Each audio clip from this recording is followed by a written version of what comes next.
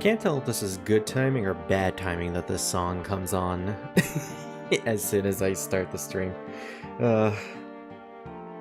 I know I'm gonna be hearing this today and it's gonna be really, really, really sad. Thankfully, I'm prepared for it. Actually, no, I'm not prepared for it. Where are my tissues?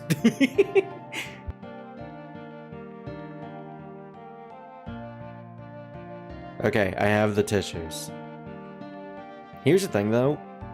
Silent Hill 1 is very sad, but I don't think I've ever really cried at Silent Hill 1. It's Silent Hill 2 that I've cried at, specifically. Because that game is, well, if you don't know, it's very, very sad. Very, very, very sad. Silent Hill 1 does have a sad moment, it's just that it's not as sad as Silent Hill 2 could potentially be. Silent Hill 2 is like, oh gosh, gets me messy. In the wrong, I guess in the not wrong way. Gosh.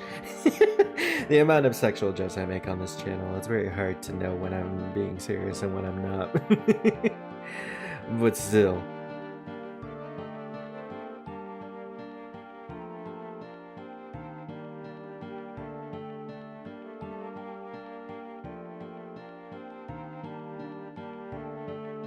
Oh man, I was initially going to stream a lot earlier than this, but one, I didn't wake up early today, and two, well, this week and the week afterwards, I got, my family's got inspections, so we gotta keep our house as clean as possible, so we gotta go on like a, what would you call it, near fall cleaning, as opposed to spring cleaning, so that's gonna take most of the, attention that I have for next week, but it is what it is. I'll still have a lot of time to stream because I won't have a choice. Digimon Story Time Strangers and Final Fantasy Tactics Remake is coming out the week afterwards, and I'm gonna play those day one no matter what.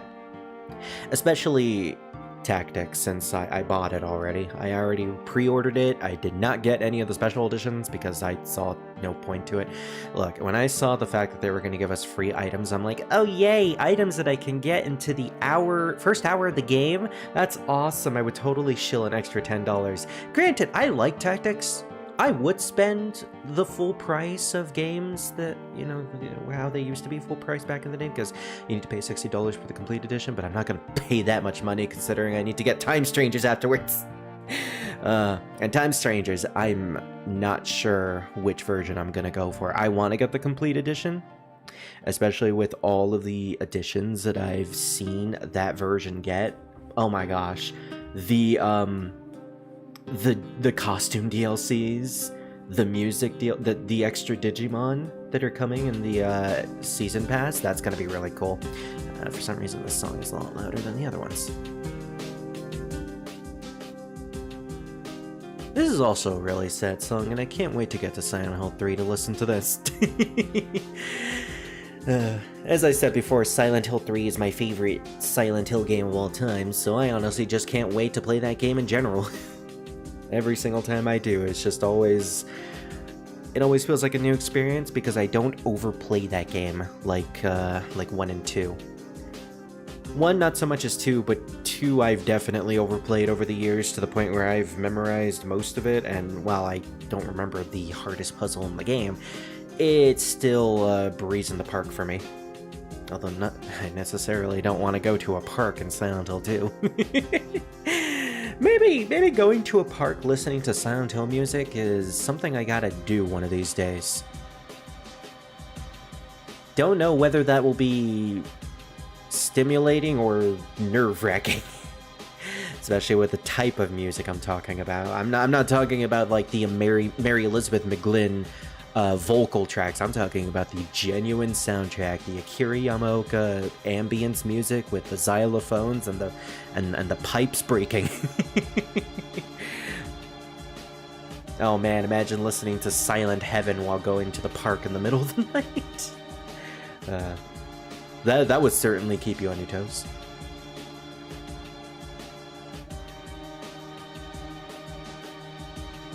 I'm using a specific video. It's called The Silent Chill and Unchill 2.5 hours of Silent Hill music, Silent Hill 1 to 4, and it's by the channel The Midnight Snow. And what's interesting about this video is that I guess at this point in the video, it's just constantly looping the Silent Hill 4 loading screen where you go into the other world, which essentially is just your character going in and out of a giant hole. Which, yeah. With some of these soundtrack names, it's both fitting and unfitting. Consequently, speaking of soundtrack names, I completely forgot that this song is called Magdalene. I'll have to bring that up when I get to Silent Hill 2, because it has a very interesting meaning to it. In any case, I think we waited enough. Welcome everybody back to the Silent Hill streams. Last time we were playing this game, I unfortunately got a bunch of frame drops, so I had to end it prematurely. It was probably for the best considering it was late at night, so if I had gone any longer, I probably would have missed out on something. I don't remember what, but it would have been something. Nevertheless, we're ready to stream more for tonight. It is a Saturday, and it is currently 3:47 a.m. or p.m. actually. It would be weird if it was a.m. But yeah, I have a lot of time to finish Silent Hill 1 and, for the most part, go through the beginning of Silent Hill 2. After we finish Silent Hill 1, we're moving straight on to 2 because I really, really, really need to get to 2. I need to get through these games, dang it. I was supposed to start them at the beginning of the month, but I never did because, one, I got sick and I repeatedly got sick, and two, too many things this month changing my schedule, so I had to push this series back a bit. Thankfully, we are here. A little bit impromptu, but it is what it is. So now we're going to pick back up right as we left off. Thankfully, I did make a save state. Don't know if that's going to affect the emulator, but let's hope not. And last time we were playing, we were being chased by a bunch of monkeys. Let's see. We were in South Park.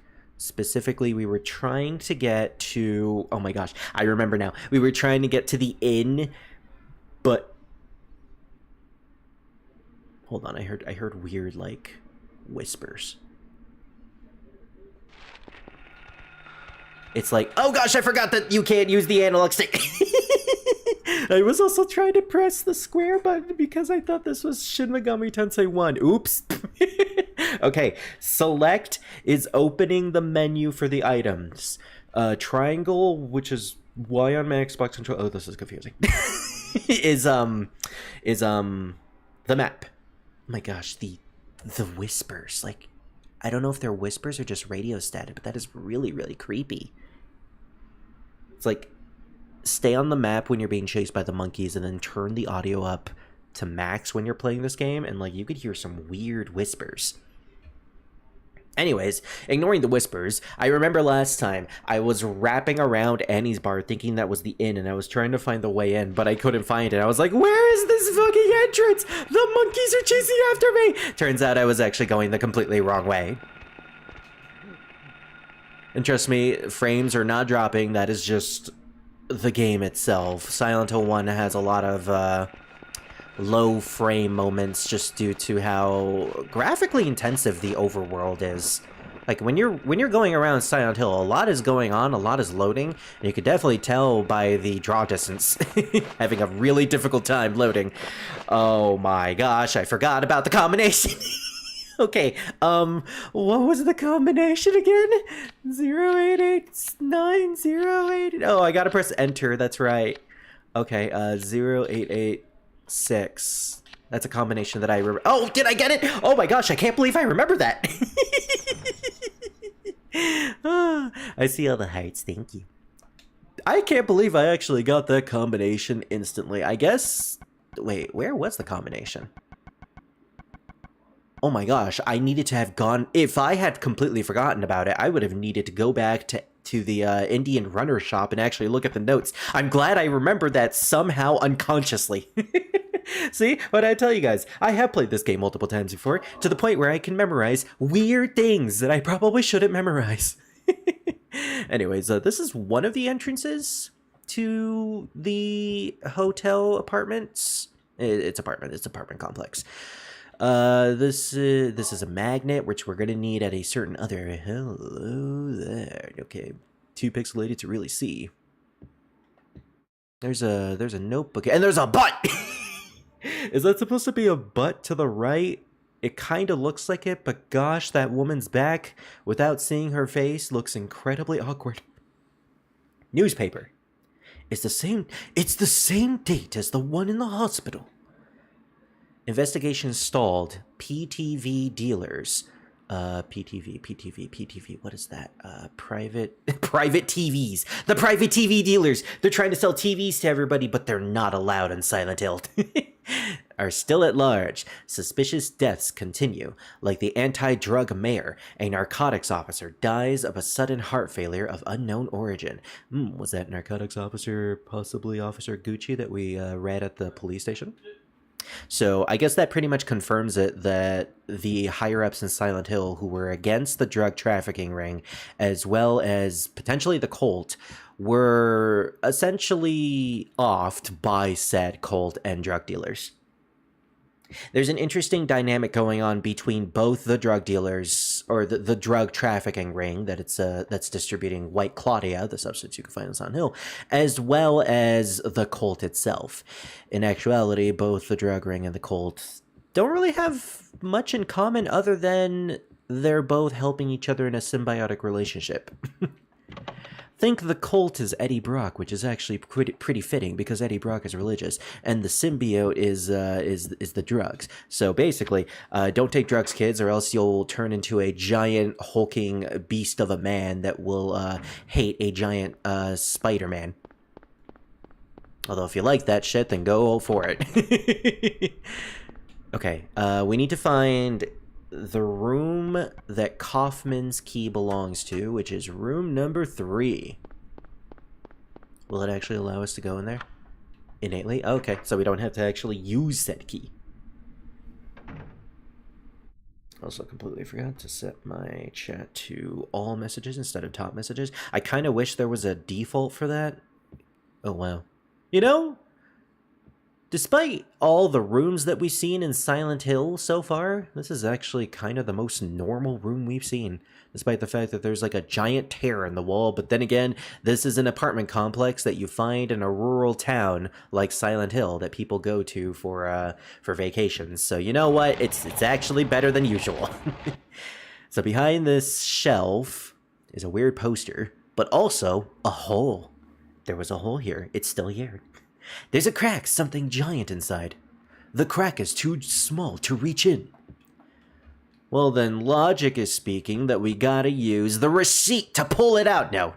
We gotta fill it with the red liquid so that it could drown us. No. We gotta use the power of the flower. No. We gotta use the magnet, which is tied to some sort of, like, string. I think it was a string.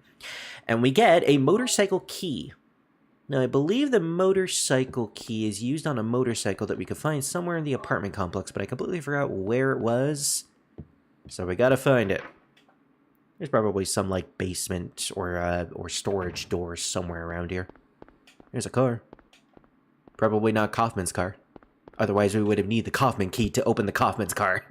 To get inside the Kaufman mobile. Oh, sorry, I just coughed. Like Kaufman!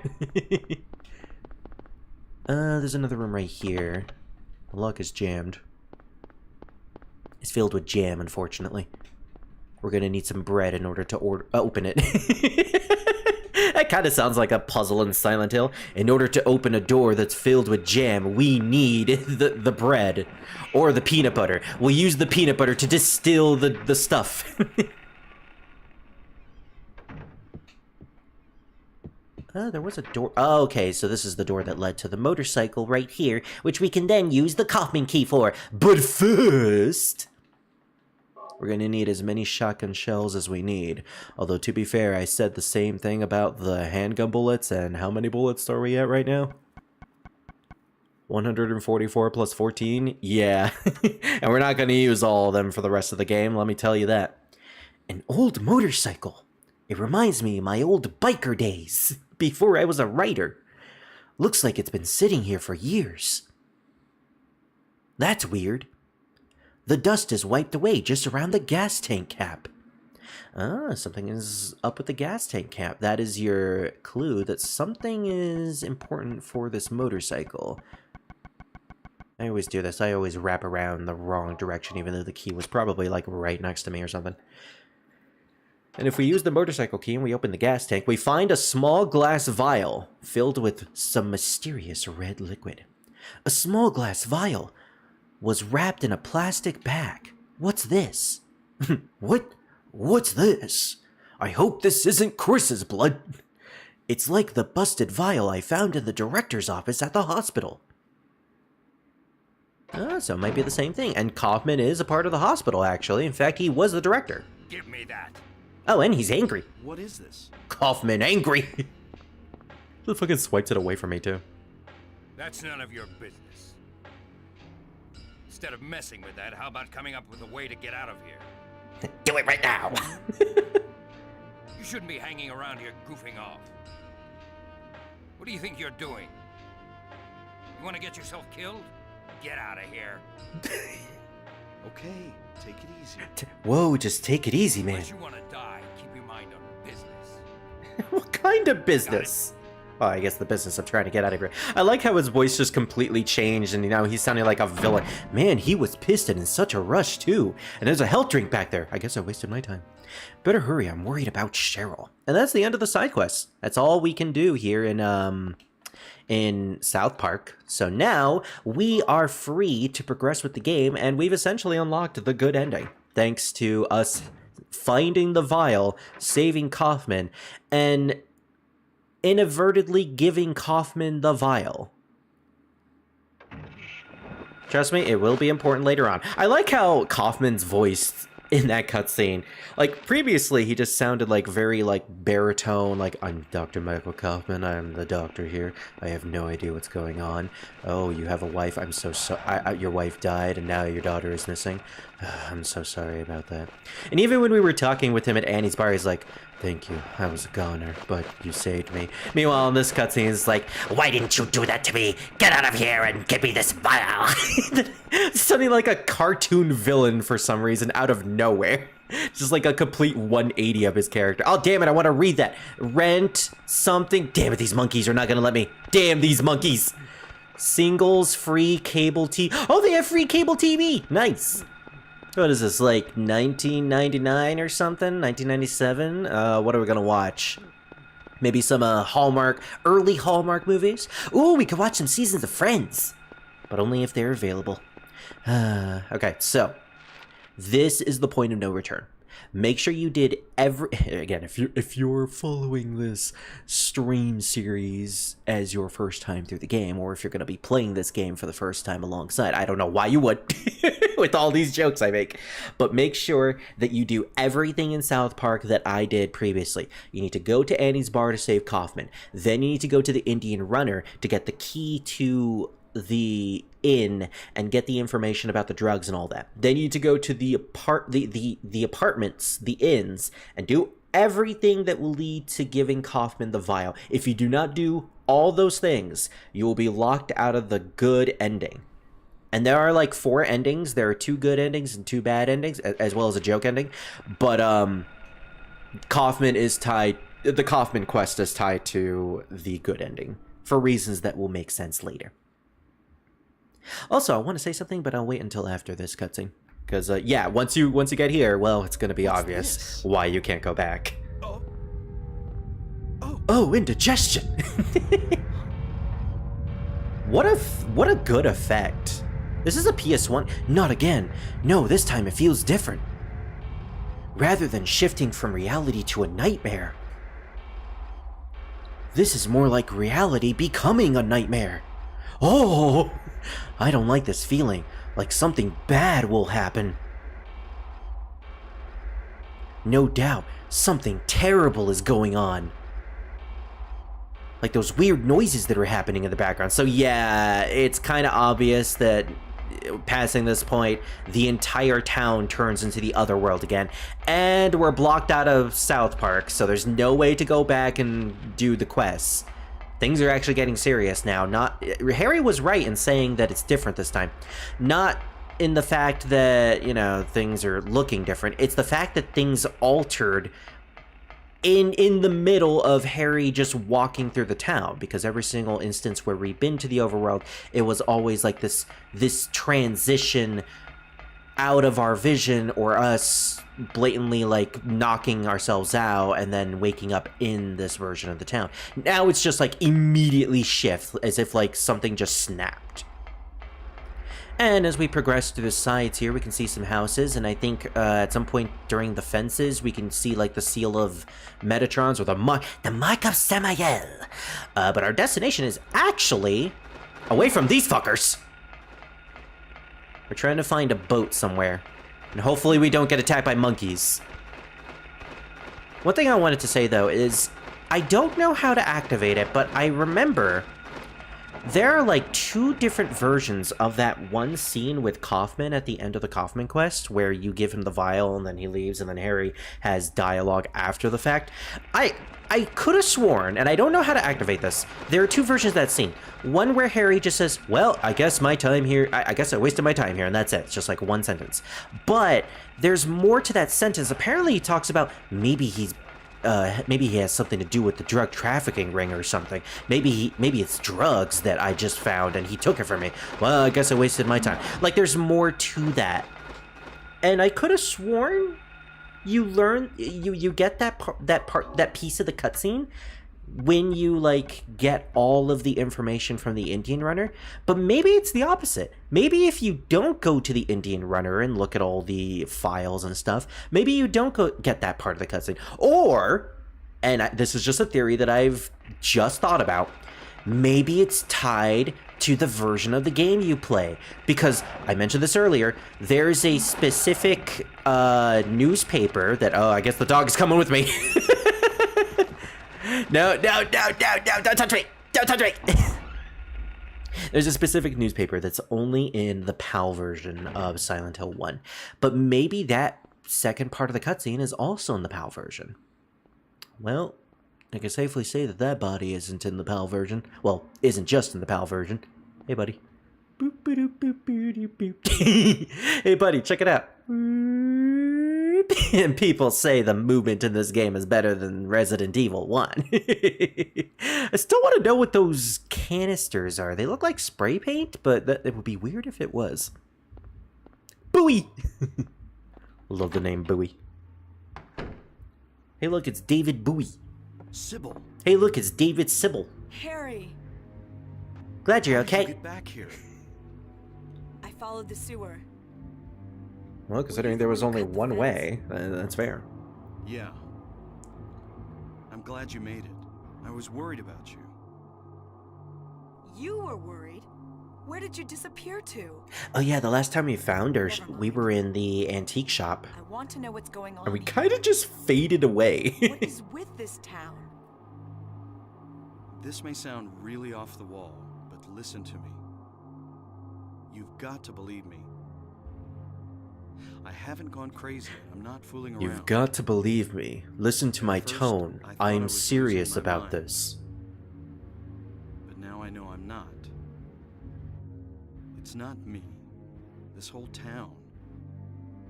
It's being invaded by the other world.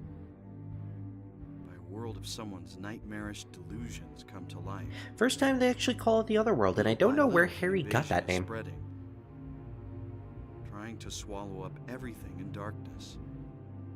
I think I'm finally beginning to Then understand. Xehanort what is that outside lady's of the talking boat about. just laughing about darkness. Harry, hold on a minute. I don't get it. Look, I don't understand it all myself. I guess I can't explain it.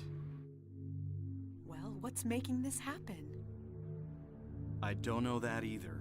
I don't know anything. Stop asking me questions. Cheryl is there. There? Under whoever created this darkness. Not the first Shiro time people have been somewhere, under she needs Xehanort. my help. Harry, You're this whole nuts. thing's been a major blow to you. That's basically what she's You saying. need to rest. Here's the thing, though. This is the first time we actually do see Sybil in the other world, so there's no hiding it now. The demon is awakening, spreading those wings. Dahlia Gillespie. That's my name. Don't wear it out. Was it not as I said? I see it all now. Yes, everything. I just performed gyromancy right on the other side of this door. Only for sacrifice, the demon will swallow up the land. I knew this day would Are we come. dealing with Mao Abaddon? And what's more, the task is almost finished. There's only 2 left. To seal this town to the abyss, the mark of Samael. Or the Seal of Metatron? I know your game, Dahlia. You're not lying. You're not kidding anybody. Even in daytime, darkness will cover the sun. The dead will walk and martyrs will burn in the fires of hell. Everyone will die. I sound so excited about So what am I supposed to do? I've got to save Cheryl. It is simple. Stop the demon. Oh, sure, that's simple. The demon taking that child's form. Stop it before your daughter becomes a sacrifice. Yeah, I remember this game. Before it is too late. Hey, Rave. Stop it! Stop it! I can imagine her just like, if this was a modern cutscene, she would just be like grabbing Harry's arms and just be like, stop it! Stop it! The center of the amusement park. Make haste. You are the only hope. Help me, Okay. Harry Mason. You're my only hope. I Sybil, really not so don't get what's much. going on. But if there's a chance we can save your daughter, I'm in. I'll check out the amusement park. I like Sybil. She's actually a really You cool go to the character. lighthouse. Despite the fact that she has no idea what's going on, and she probably hasn't seen most monsters yet. And look at the cool girl waving away without even looking. She's awesome. You will need to use She's helping it. no matter what, because she wants to save Harry's daughter as well. Laurus.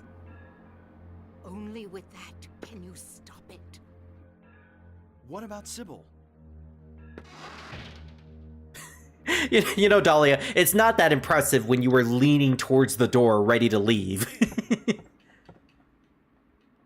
I'm not going to use any magic to leave. I'm just going to walk right outside the door, but I'm going to make you believe it was magic. So, yeah, we are now in the other world, and as Harry stated, it's somehow invading the town more so than it was previously, because now the entire town is just the other world. And Sybil, who didn't used to see the other world, or was just like in the fog version of the town, didn't see any monsters really, is now here with us. And so that's a good indicator that like things are changing, things are altering. And if you look at the wall right there, I think that's like I don't know if that's the Seal of Metatron, or I'm sorry, the Mark of Samael.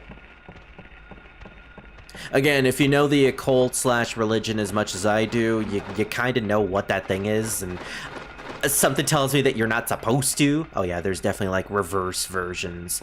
I guess you could also say perverse versions of that seal all over the walls. As Dahlia puts it, that seal being spread all throughout the town is causing the darkness, or the other world, to invade everything, and eventually it will swallow all and take it all into said darkness. Essentially, all will die and all will disappear, according to Dahlia. But again, according to Dahlia. Not everything is as it seems. Something I was going to mention a while back, but I forgot to, just due to the fact that there was like so much story and plot going on, was the fact that I think I mentioned this in Shin Megami Tensei Nocturne, but I like how both games have side characters that are important to the plot, but you don't see the full scope of their adventures. And for the most part, most of their character development or what they go through is off screen, but it's interesting to think about that, because if you don't remember that fact, their development and the stuff that they do throughout the game kind of comes out of nowhere. Like Sybil being mad at Harry because, in all honesty, he disappeared right in front of her. And there was no way for him to disappear to. So in the meantime, she was like journeying through Silent Hill trying to find him and confused. Wait. No, well, as Dahlia put it, there was two places left. The lighthouse and the amusement park. Seems like the demon looking like a girl has spread the symbol in the lighthouse, so we only one place left. And by the way, I really like this scene of us like going down the stairwell. I mentioned it at the beginning of the game, but like the cinematography of Silent Hill 1 is really, really good. Sure, it's kind of difficult to like run down here, but it looks so amazing. It's very memorable. Which Silent Hill game is this? This is Silent Hill 1 on the PlayStation 1. Which, by the way, I have heard that they're going to do a Silent Hill 1 remake. I can't wait for that. That's going to sound really fun and awesome. I think it's been a long time coming. Hey, Wafo. And hello, Tahachi. Bloody ult has been activated. Sybil hasn't come back. Even though it only took us like a minute to get to the lighthouse. That creep's sure to show up at the amusement park pretty soon. That creep. Let me be on time. He's pretty much bought into the whole, this little girl, who looks like a little girl, is actually a demon. The demon! Yeah, I love Silent Hill, and I feel like it's underrated compared to Resident Evil. Especially nowadays, due to Silent Hill kind of being dead for a good half a decade. Just due to the fact that PT, the critically positive demo, was, you know, discontinued and forgotten. Well, it wasn't necessarily forgotten, it was shut down by Konami. And then Konami kind of tried to get out of the video game business, but thankfully the people who made those decisions are now gone. So Konami, for the most part, and my gosh, the music. It's like a giant train is just chasing after you. Oh no, it's Trainmon! I'm not supposed to meet you for another week. Could Sybil have gone to the amusement park from here? Only one way to find her! As long as Tahashi stops chasing us with a train. Yeah, that's right. I'm keeping up with the headcanon that all these weird noises are just you guys. Sybil. Weird how the grating is just super giant and they don't... Oh, okay. Well, I guess it's a good thing the grating was able to catch her. There's the Mark of Samael again, or the Seal of Metatron. I probably shouldn't have brought up that it was the Seal of Metatron. I should have waited.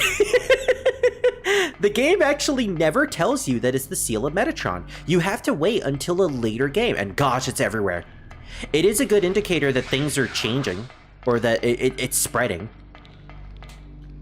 Alright, thankfully this part of the sewer is not as big as the last one, although I will say, the sewer section that we went through to get to South Park was actually not as bad as I remembered. It was pretty quickly for all intents and purposes. I guess I just forgot how easy it is to get through that place if you just know what you're doing. Or if you just forego the melee weapons and go with the range weapons, because in all honesty, the melee weapons are still like the best to use when you're fighting things in dungeons. But if you're just trying to get through a dungeon as fast as possible and there's like no real puzzle. Oh look, here's the teddy bears.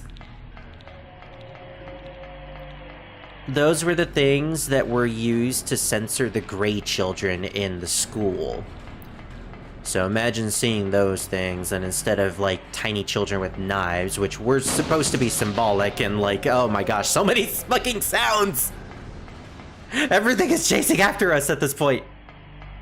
It's effective, I will give it that. Horsey! Not the horses. And with that, the sewer section is done. That's actually the last time we'll go through the sewer section.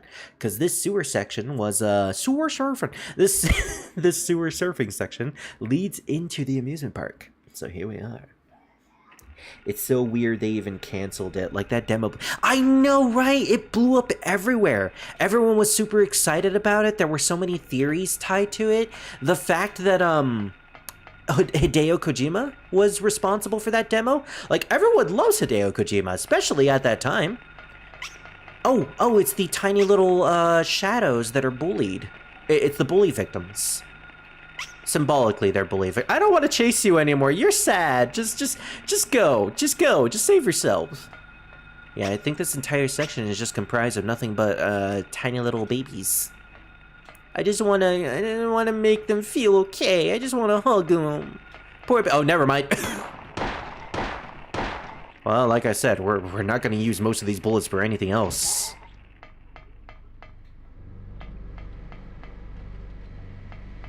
Yeah, amusement parks are always scary in horror settings, especially in this game. Especially when it's just a normal ride and nothing is there whatsoever. It's not like it's going to come to life and, you know, have, like, weird music in the background. The dissonance! The dissonance is quite real in this place. What's funny is we don't actually see the amusement park in its normal setting. Like, we don't see it in the fog world. But we're sure as hell seeing it in the other world. Alright, who wants some ice cream? Obviously, I'll get some waffle cones for Waffle, but Tahashi, what do you want? Do you want some vanilla? I'll get you some vanilla and strawberry. It'll be the same color as your fur. And I'm sure Rave will probably want some, Actually, what would you want? Legendary Gamer, I'll give you some legendary ice cream. Oh yeah, it's gonna be that giant ice cream that's on the stand right there. I'm just doing some chores today, but I'm doing sketches samples for Kofi. Oh, that's nice. It's a chill day for the most part for everybody, from what I'm seeing. Which is good, it's good. Personally speaking, I thought I was going to take this day as a chill day too, and probably not stream, but then I realized I should probably do more content because I've been holding off on doing the Silent Hill Marathon after the last stream kind of failed because of the drop frames. The merry-go-round, this is actually our destination, and this is, I believe, a point where we can get another ending. Now, just in case, I am going to equip the hunting rifle, because we're obviously going to have some form of a boss battle here. And just so I can at the very least show this off, we're going to make a save state. Because like the other ending, we have a choice in a weird way. Although, unlike South Park, it is just a choice. And it also, it's affected by something that we gotten from early on in the game. But here's Sybil. The last time we saw her was in that little cutscene where she was seemingly hit from behind. Now, I've heard a lot of theories that it actually wasn't a monster that hit her. Remember the information about the drug trafficking ring and the fact that they took out most of the people who had power in Silent Hill who were against the drugs. I like to think that some sort of cult member, whether it was Kaufman or Dahlia, wanted Sybil out of the way because she's a police officer. And now she is unfortunately possessed by Silent Hill? Well, from what I remember, it's the parasites. It's the type of parasite that's infected the doctors in Alchemilla Hospital. So Sybil is now possessed, and she is trying to kill us, essentially. So we have no choice. We have to murder her. And she even has, like, the wound on her back, similar to the nurses as well. So this boss fight really, really hurts. Sybil does a lot of damage. She not only has a gun, so she has long-range attacks, but she also has a weird swipe that for some reason does a lot too. Thankfully, with the amount of healing items that I've gotten throughout the game, I can War of Attrition this. Or not, Harry's just fucking dead. I like how Harry just like falls to the ground like, oh, so that's what it feels like to be shot by a gun. To be fair, we're shooting her with a hunting rifle and it's not doing any damage whatsoever. Here's a weird thing. She laughs at us, and then the carousel activates, and if we run around, Again, soundtrack dissonance. She's just riding the carousel. It's like, I'll get you, Harry. Eventually. And eventually, she also ditches the pistol, which makes her significantly easier, actually. Because she doesn't have any more long-range damage. The only way she can hurt you is with the weird bitch slap, which for some reason does more damage than the gun. But now she's going to be constantly chasing us. And the weird carousel music is playing. It is kind of sad because I just mentioned during the boat that Sybil's a really cool character. The fact that she's selflessly trying to save our daughter or help us save our daughter, despite the fact that she doesn't really understand what's going on. I mean, at this point, she sees the monsters. There's no way to ignore it now. She sees the monsters, she sees how terrible the town is and how it's being invaded by the other world. But for all intents and purposes, Sybil is more of a realist than Harry for the most part. Harry, who has experienced all this and has kind of become desensitized by all the horror. Whereas Sybil, you know, being an officer of the law and being someone who, for the most part, tried to see, like, the realistic side of things. Well, let's focus on this now, because we didn't save Sybil.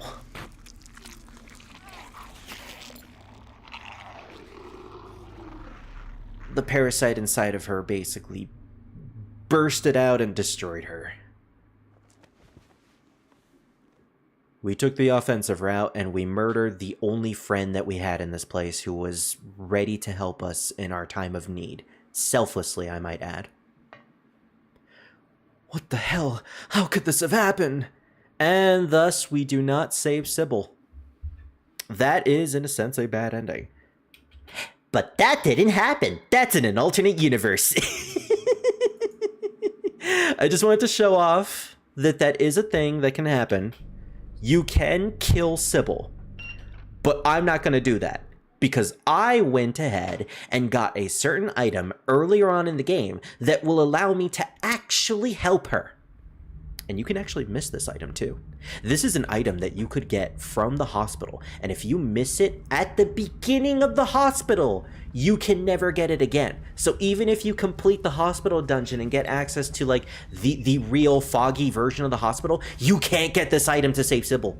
If you miss it once, it's done, and you have to straight up kill her. And she is a tough boss, as I showed you. I had to use my hunting rifle, which in a normal playthrough, you don't want to do that, because the hunting rifle is invaluable for the final boss. Apparently she's a worse shot than Kaufman. Oh no, she's gonna bitch smack me! Vanilla sounds yummy. Disclaimer, I was calling Konami fools, not anyone here. Y'all cool. No worries, Tashi, I getcha. Man, I hate pyramids. Oh, you hate me now? I see what you're saying, Frozen. Nah. Well, if you want to hate a pyramid, then hate the Triforce right here. Honestly, then the idea of someone desensitized slowly relearning how to be afraid again is really funky idea. It's one of the reasons why I actually do like the concept of Resident Evil 8 or Resident Evil Village, because that's essentially the plotline of that game. So, if you guys remember from the hospital, we found a bottle, an empty bottle, and we used the empty bottle to collect a tiny bit of the red liquid that was destroyed in the director's office. And as we learned from the Kaufman side quest, the vial that we found in the motorcycle that Kaufman took seems to be the same as the liquid that we found in the hospital. So what would happen if we use this liquid on Sybil? Now, there's no indicator that this will help. In actuality, you need to get the bad ending or the good ending to find this out. And Sybil just orgasmed. and through her orgasm came a baby. Came. Kill the baby. Sybil, the little like. wake up. Snap out of it. I love the way he just stomped it. Sybil. Unless we save Sybil. What happened? We don't know. Shh, don't talk. I'll take care of you. I feel like that's towards the player. How did that work? Shh, don't talk. Why did they take your daughter? Why her? I'm not sure myself. But, you know, Cheryl isn't my biological daughter. Ooh, plot twist. I actually haven't told her yet. She probably already knows anyway, though. We found her abandoned on the side of the highway. Nobody knew where she came from. Well, I guess we've confirmed it. Cheryl's from We didn't have Krypton. any kids of her own. My wife was sick. And it didn't look like she was getting any better. And unfortunately died soon after that. So we took Cheryl in. So in that case... There might be some connection between Cheryl and this town. You don't get this information if you kill Sybil. This is actually What do we very do important now? information, too. Cheryl is my daughter. I will save her no matter what. Hmm. That last sentence is really good too. I mentioned this in the last stream, but Harry is like one of the best fictional fathers in my opinion. He's an ideal example of a fictional father. Despite the fact that Cheryl isn't his biological daughter, he still cares about her and wants to save her no matter what. To him, she's his little girl, and he'll do anything for her. Hold it right there. Hold it, creep. I don't know who you are or what you're trying to do, and I don't care. Sybil went orgasm mode. Just one thing. And it saved her. Let Cheryl go. That's all I ask. Don't worry, Tahashi. What? Look at the palm of my hand. The palm of my hand says no. What is she, a telepath? Well, actually. Damn. Steel guard. Apparently she's Galeth Dysley too. What is this? Oh no. It's, in fact, she is actually Ganondorf. So the Flowros that we were given by Dahlia back at the church is activated, and she did say it would be super effective against the demon.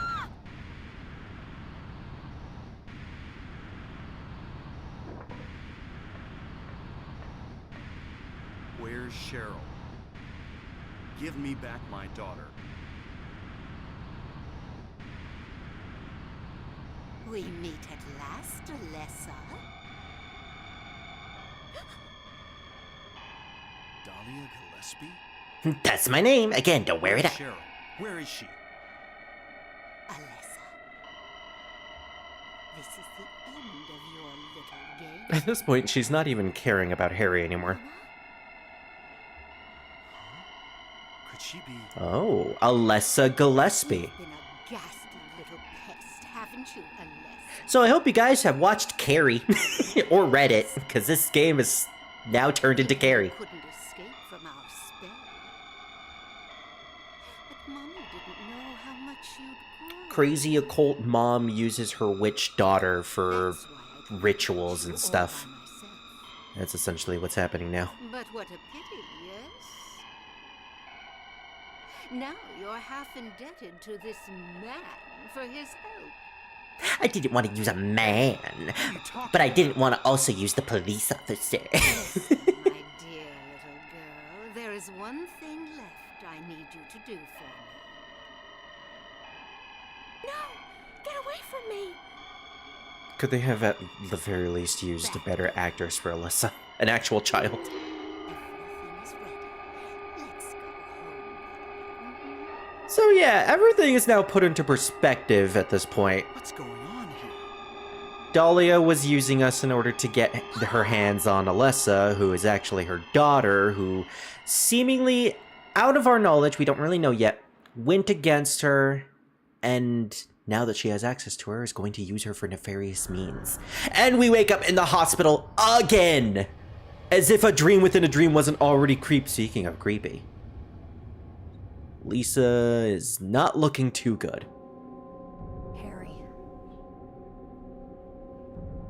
If you weren't confused before this point, Lisa. you're definitely going to be confused now. What happened?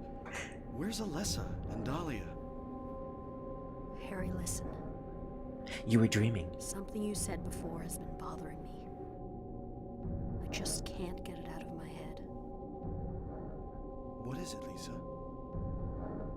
So I went to look in the basement, The basement's basement or the basement? even though I was scared as hell. It was the basement's basement. Like you said, there were these creepy rooms. But nothing really unusual down there. Except for the screams and the glass shattering. Once down there, I got this weird I guess she didn't hear any of that. like I'd been there before. Oh my gosh, it's Toyohime from the pyramid!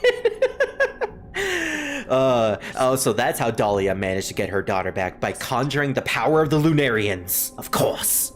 Help me. I'm so scared. I can't take this. It's only a temporary thing. You're in shock from when you were knocked out. Harry, help me. My hands are clipping through my hat. You'll remember. It's so weird, and my pixels are gyrating. No, And not in the good way. you don't understand. Wait! Where do you think you're going? Feels like it's out of nowhere, but just like the whole Lessa thing, there's definitely more going on. Damn, what's that? That sound. From down there. It's coming from the basement. Oh man, Tahashi's cooking up something real good down there.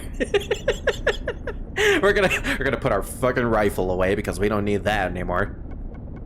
Seriously, at this point, I could just use my handgun and just not have to deal with melee weapons anymore. But I like the hammer. It's so funny whenever I use it. Harry is actually transporting to the left as I hold this button down. Okay, just 1,000 more cycles and I'll make it to the door. Okay, that's fucking ridiculous. So yeah, things are kind of confusing right now because we're constantly getting teleported from the hospital to other places to the hospital. As Harry mentioned earlier, it kind of just feels like everything is a dream, which is supposed to be how you're supposed to feel about all this. But make no mistake, this is all not a dream. There is a reason why this is all happening. These old game quality is just gold comedy. The fucking voice acting, yeah. I mean, that's the best part about Resident Evil 1. What a mansion!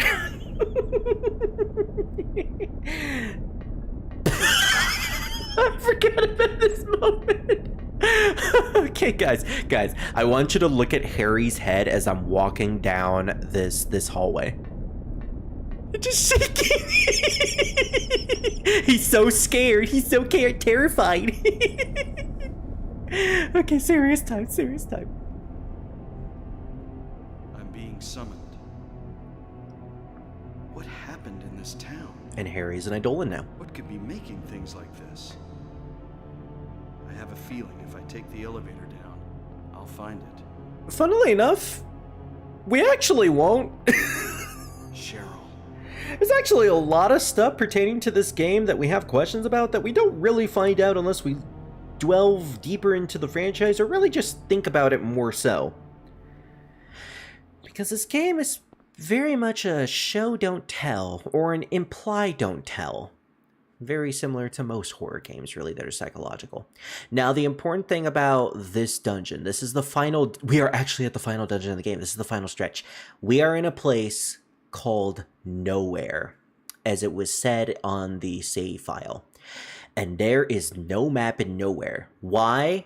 Because Silent Hill has now become so corrupted by the darkness, and it's starting to lose itself more and more, that everything has now become a sort of hodgepodge in of itself. Think of it like Kefka's tower in Final Fantasy VI, where he's just taken parts of the entire world and mixed them all together. This is essentially Nowhere.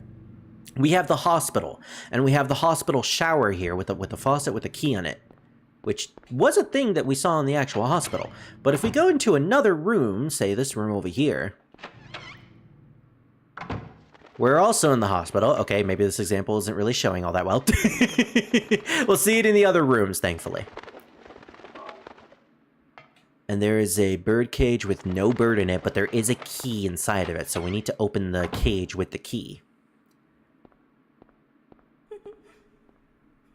Okay, there's a laugh, and if you look over here, it's little Alessa. the child version of Alessa. Not the adult one that we've been seeing throughout the entire town, but the child version. And on certain doors, we see symbols. The word Phaleg is carved on the door. I think these are based off of actual Grecian angels or Grecian gods, because I know Phaleg is some sort of angel. Ah, here's a good example. We are in the antique shop that we saw when we met Sybil, but the hole is gone now, indicating that nowhere is just a mix of everything now, and Silent Hill is basically just destroying itself from the inside. That's the implication that I get from nowhere. There's a lot of implications you can get from this place. The hand of the clock is a key, so we need to open this thing to get the key that's inside there. This dungeon is massive, and there's a lot of stuff pertaining to it, so we're going to be in nowhere for quite a while. My gosh, so much moaning in this game. Well, to be fair, they're infected by the parasite, just like Sybil, so I guess moaning is just a constant when you're infected by the Silent Hill parasite. Kind of weird that Silent Hill has a parasite in general. It's something that you don't really, like, think about. Because that's very much more of a Resident Evil thing. Like, you don't really become possessed in Silent Hill. The word Ophiel. Oh, that's definitely an angel. EL at the end? Yeah, 100%. My Kofi is done. Hey! Congratulations, Wafo. He's shivering his timbers. That's a good way to put it, Tahashi. I'm aware Resident Evil big booba vampire lady. Oh gosh. Yeah, that's just the tip of the iceberg. We are in a classroom now. I really wonder what this painting is supposed to symbolize. It kind of looks like fire. You know what? That could be the fire that was over Alessa's house. Spoiler alert. But if we look in this classroom, there is no other desks other than this one. We're going to get bits and pieces of lore every now and then from this dungeon, because while we have been going through the town, we've been learning a tiny bit about Alessa, either on purpose or just thrown at us, but not really thinking about it. But here we're getting like the big focus of Alessa now. This was her desk when she went to school. Go home, thief, drop dead. Alessa was bullied a lot during her childhood, being the daughter of Dahlia and being someone who can... So, Alessa had special powers. Alessa was considered like a witch to most people. We got a screwdriver and we got a pliers.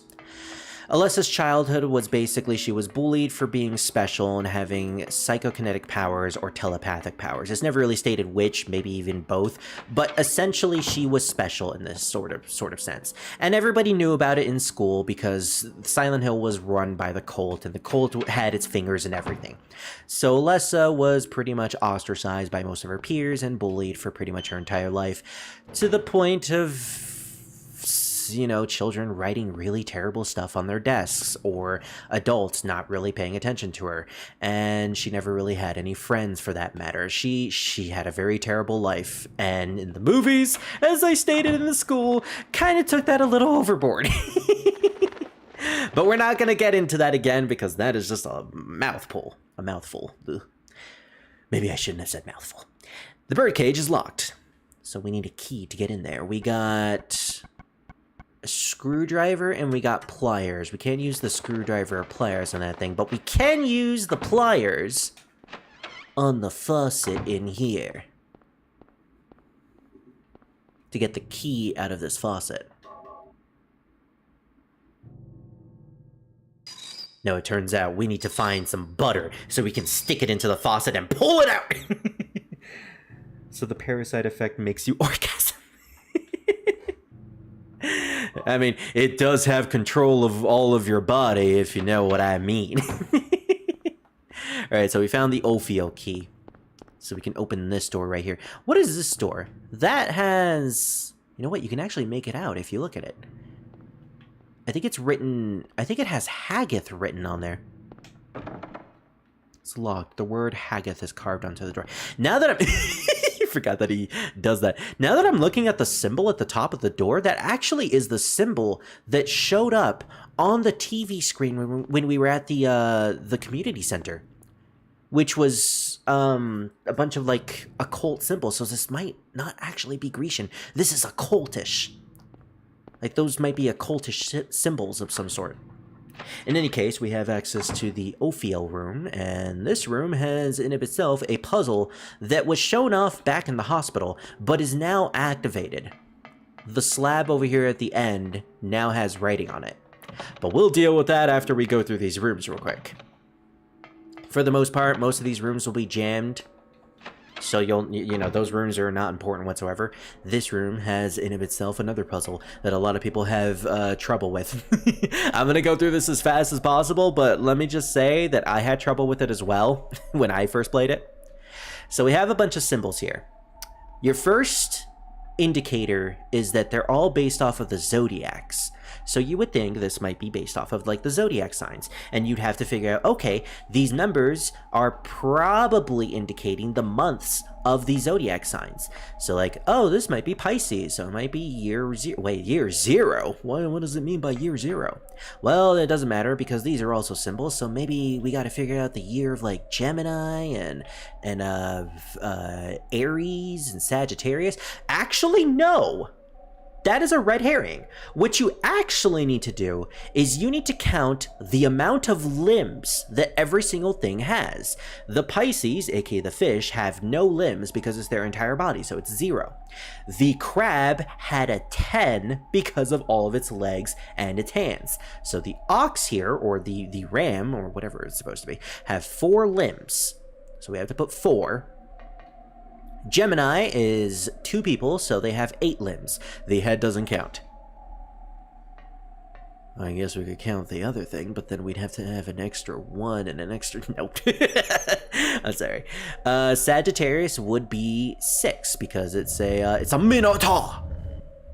And with that, we've completed the puzzle. And we broke the item that we get from the puzzle. Great job, Harry. The stone of time, return it to the slab. Hello, nurse. Okay, you stop now. I fucking stomped on her cooch. Well, that's one way to stop someone from moving constantly. Oh, hello.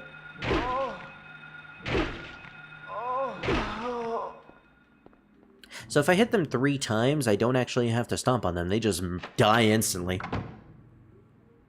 Okay, does this room lead to anything? That's jammed for some reason, despite it being big.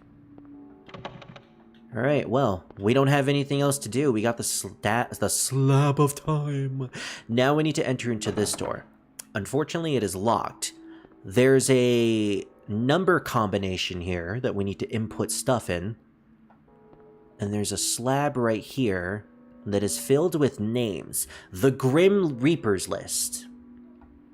Let's go read this thing at the end, because this is part of the puzzle.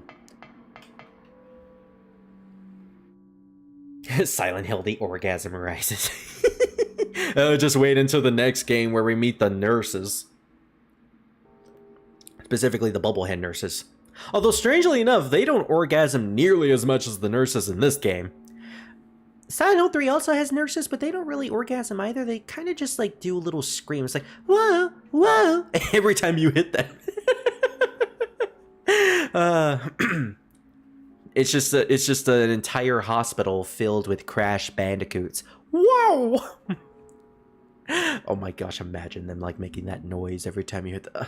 I'm spoiling it a bit, but there's an enemy in Silent Hill 4 where every time you hit them, they just burp. And then there's a segment where you can hit them, and if they fall on a stairwell, they will just constantly fall down the stairwell, and each individual stair step is just a constant burp. Like, they have to activate the burp sound effect every time they're going down a stairwell. So it's just constantly as they go fucking down. They had to do that on purpose. They knew exactly what they were doing. The concept of the enemy is horrifying, though, and the reason why they burp is pretty horrifying, but when you're playing it and you don't know, it's just so funny. Anyways, we're talking about the Grim Reaper, but not the hot one. Not the one that's a wolf. And not the other hot one, who helps two children named Billy and Mandy. And not the other hot one who's from American Dragon. No. Names engraved on a lithograph, the Grim Reaper's list. Yes, the head count is set young and old aligned up in order of age. Then the pathway opens, awaiting them the frenzied uproar, the feast of death. That is your one clue to this puzzle.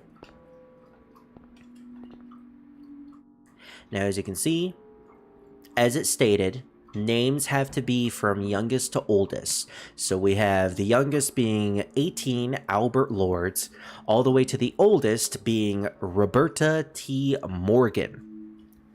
Now, you would think you would need to spell out the entire name on the slab for some reason, like every single name fully.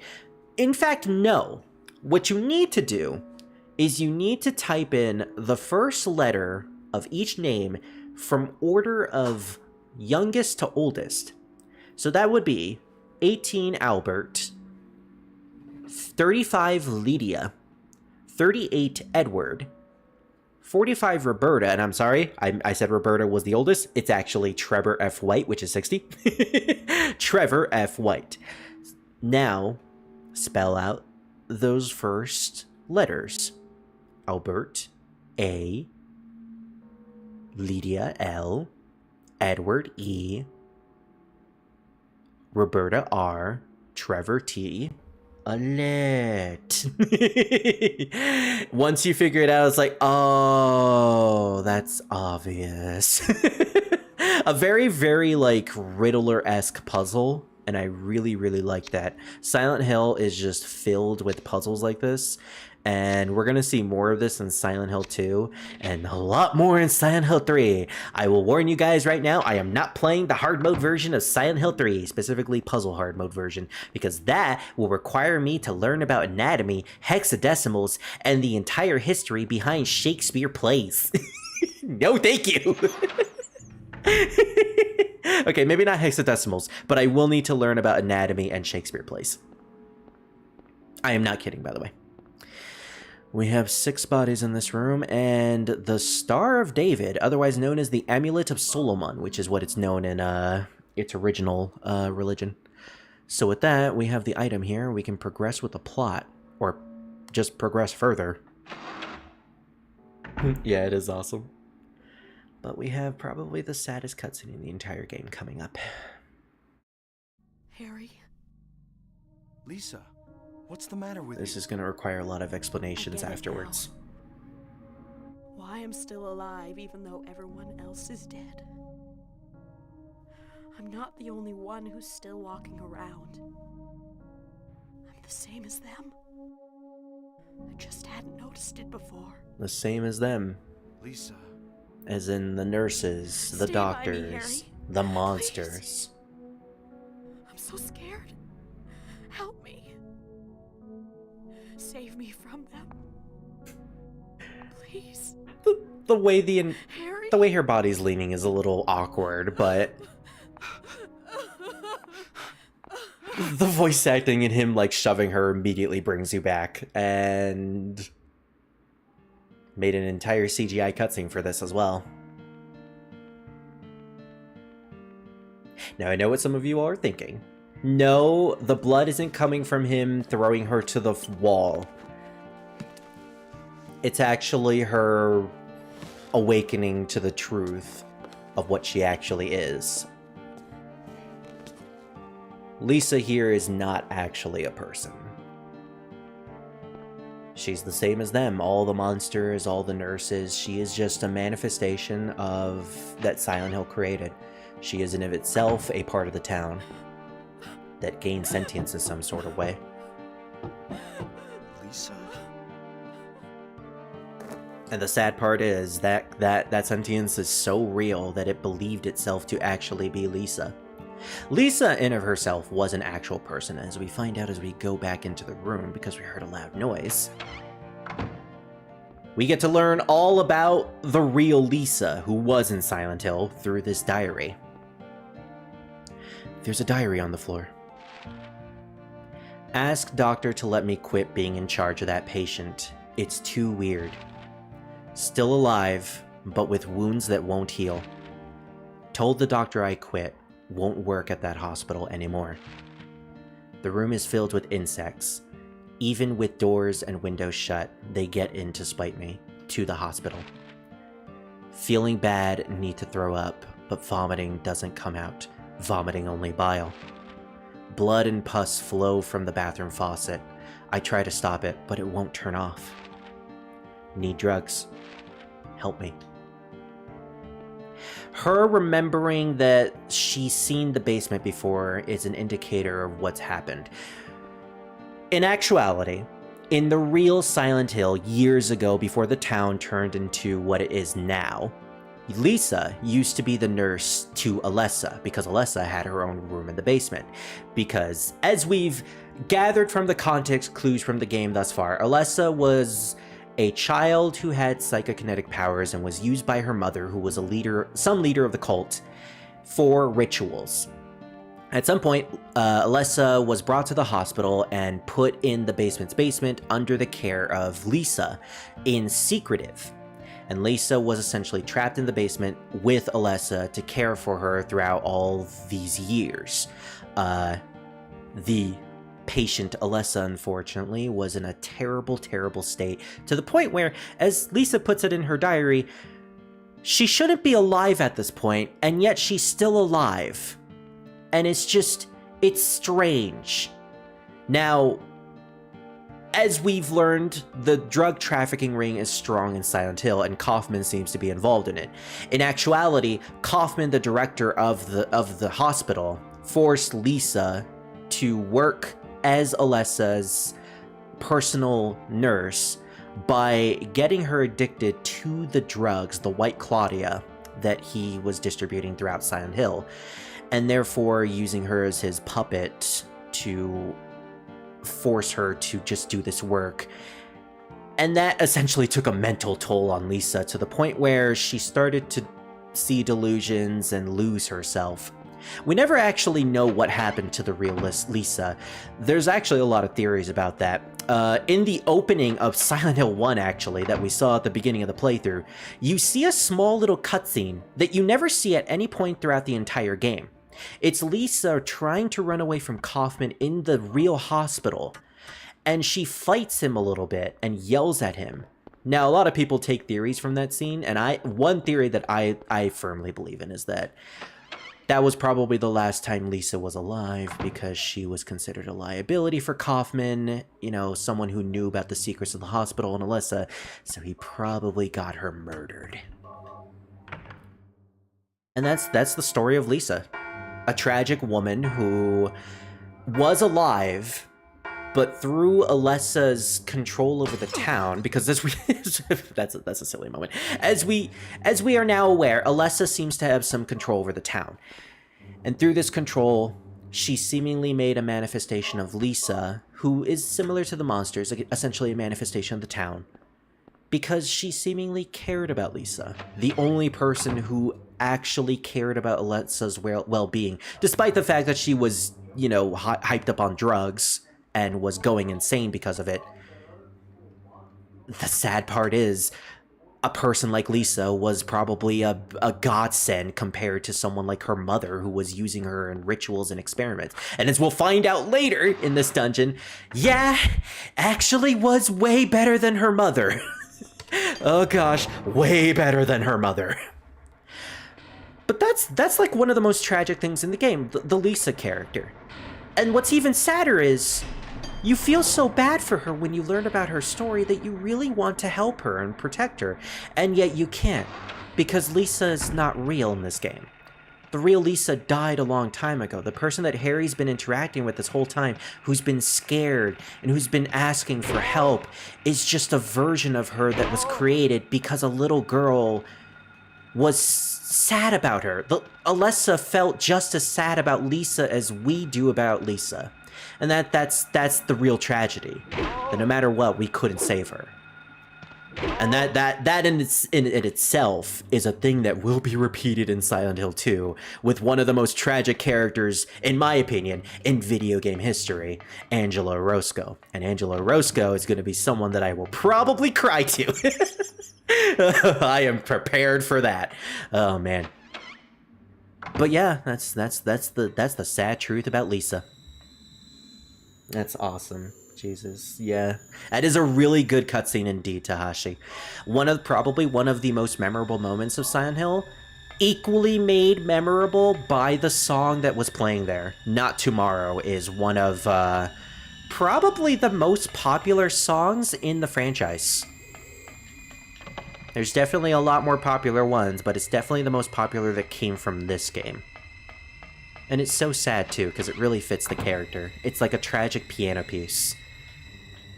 Oh gosh, it's almost like Silent Hill is screaming at us with this music. That's kind of just the vibe I got from that room. So we got a couple of items. We got a Mercury Staff, the Ring of Contract. We're getting a lot of like occult-esque type of items throughout this dungeon, and they're going to be important for later on. Now, I believe this is where we came from, so I think we can continue past the hallway in some sort of fashion. He just fucking slams to it.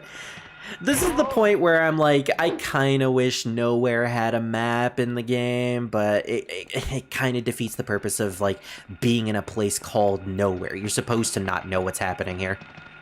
Granted, though, in Silent Hill 2, or Silent Hill 3, when we go into Nowhere again...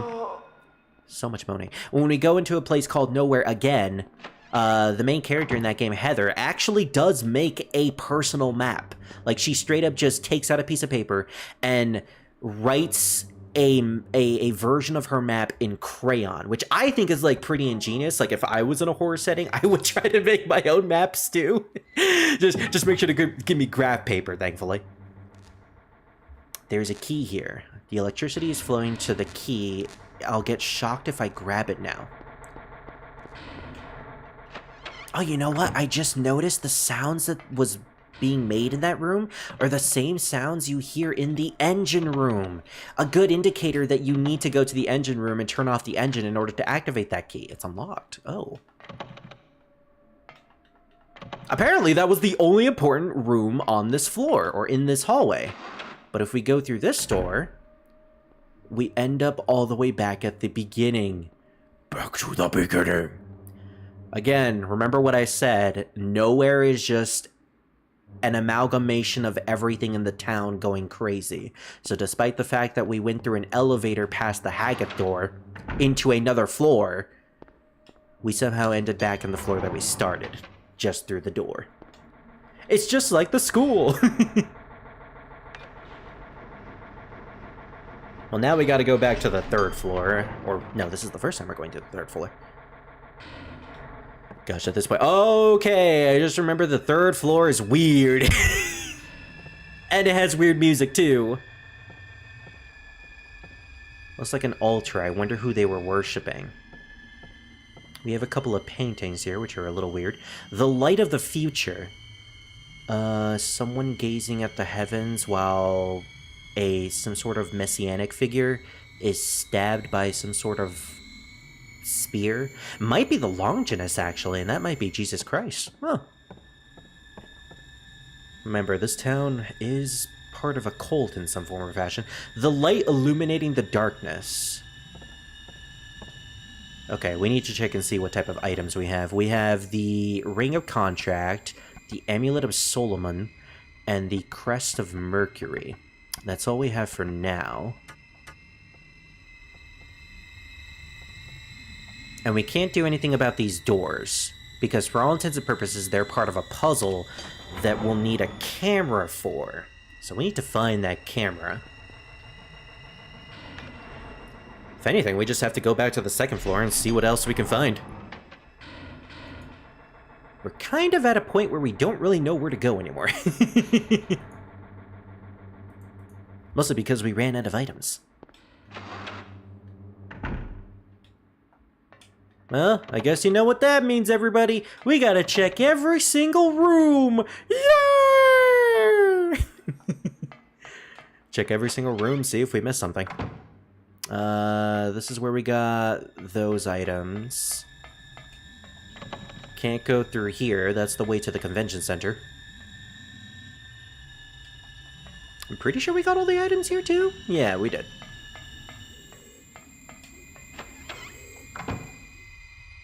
Okay, so that room's a bust. I'm pretty sure we've been through everything here, so we may just have to go back to the first floor. Maybe something else was unlocked. Well, first off, I'm gonna check all these rooms again. Can never be too ah, there we go. We missed this one. Again, you miss one room and suddenly you have to backtrack through everything. Ah, okay, here we go. We got the camera. This is what I needed. Now to take pictures of the poltergeist. And then we can get the hell out of here. And then we can find a random schoolgirl that will help us. No, actually, Harry turns into the random schoolgirl. It's genius. We just need to go find Alyssa's room, steal her outfits, and then put them on Harry. And then he can be the Fatal Frame protagonist that we all need. So I'm sure you can get the hints from the names alone, but you use this camera with the flash to take pictures of the portraits, and that will give you symbols that you need to input into the doors next door. So we have a reverse pyramid head, we have a reverse L for loser, and an arrow pointed down to her boobs. So first things up, I'm gonna go with the boobs. Cheer. Alright, now we're gonna go with reverse pyramid head. And now we have a reverse L for loser. And there we go. Now we've unlocked this room. Let's see what's in here. We got a key. The birdcage key. So we can go back to the birdcage. Give me the bird. I want the bird. And then Harry just flicks them off. Oh, how original. And that's when Gamma shoots Harry in the head. Never mess with Eggman's robots.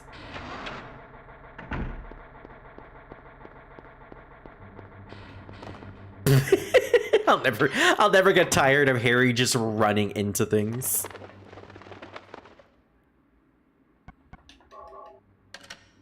There we go, and the birdcage key has now been given to us. We got the key of Phaleg, so we can go next door. And finally, Burbhashi has now stopped flapping his wings. You're like the only bird that I know at the moment, Tahashi. Or, well, your burb form, I should say. And yes, I'm gonna keep calling it burb form. Oh no, oh no, they're burbing out. Oh no! As if a symbolic loop. The bully victims have now become the bullies themselves. The shadows are now fighting back, because that's the only thing they can do to protect themselves. Man, what a fucked up town this is. Speaking of which, now that we know that Alyssa is now the one responsible for all this, I should say that the monsters in the town are supposed to be symbolic representations of Alyssa's fears. It's as if the town itself is now fused with Alyssa's feelings, personality, etc. So all the monsters, specifically like the pterodactyls, the dogs, are based off of like Alyssa's fears of like dinosaurs and dogs, because she was raised by a mother who was trying to control her. So she was taught at a young age that she should fear dogs and stuff like that. The gray children in the school are representations of all the bullies who bullied her. The shadows that, you know, back at the school and back in previous areas who were just squeaking and running away from us are supposed to be Alyssa. being bullied and her meek personality. And I guess the shadows now becoming the bullies themselves is how Alessa feels about herself now that she's, you know, controlling this town. Because she doesn't want to control this town, as we'll mention it later. But anyways, we have an item here. The chain is missing a link. Well, that's too bad. We're going to take this dagger of Melchior and just...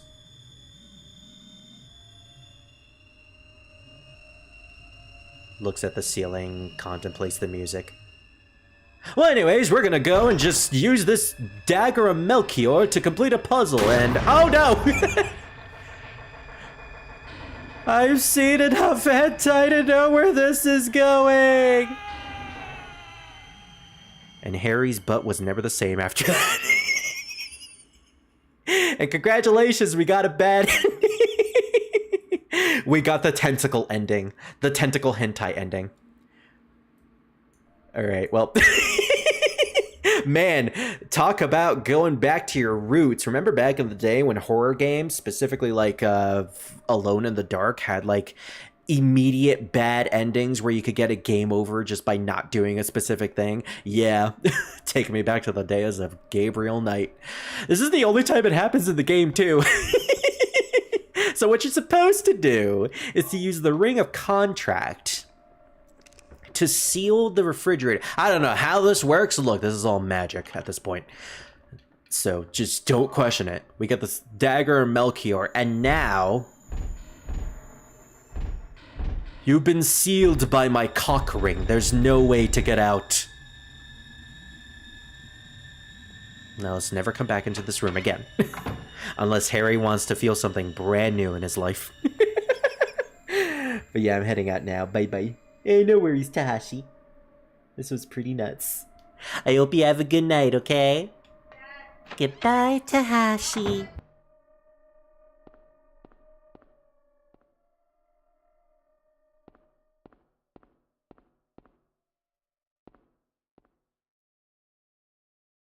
I actually thought we wouldn't be able to get that for some reason. Alright. This was the storeroom that had... Oh.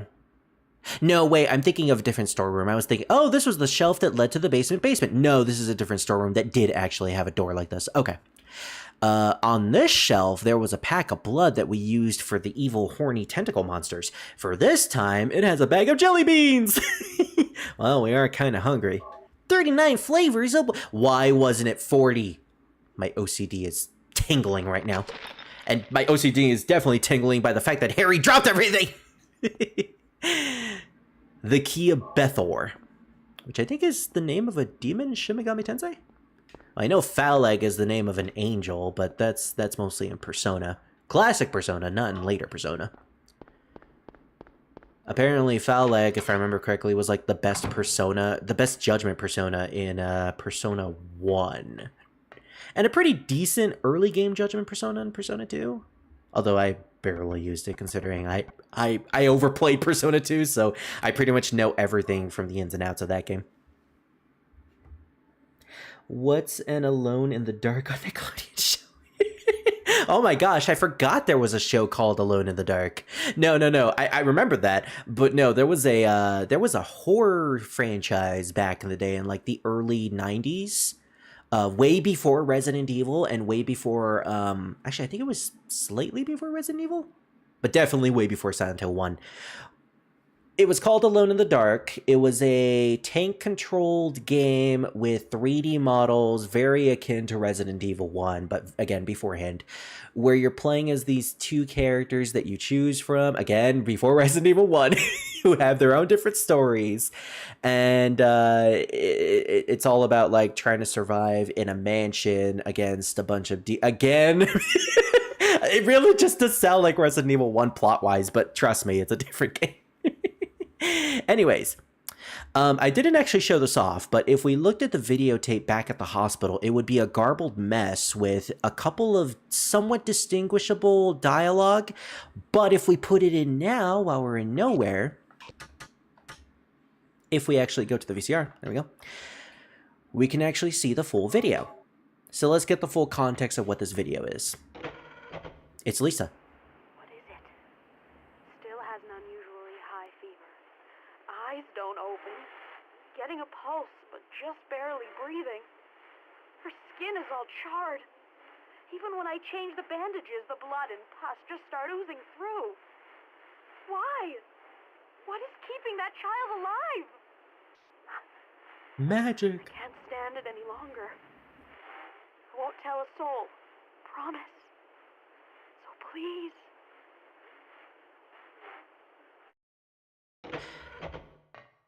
So the context of that tape is pretty apparent. Alessa being her patient and being infused with some sort of magic due to her being a witch, or I keep calling her a witch, that's probably a derogatory term, but like Alessa being alive despite all realistic purposes she shouldn't be alive, it has taken a mental toll on Lisa and she wants out.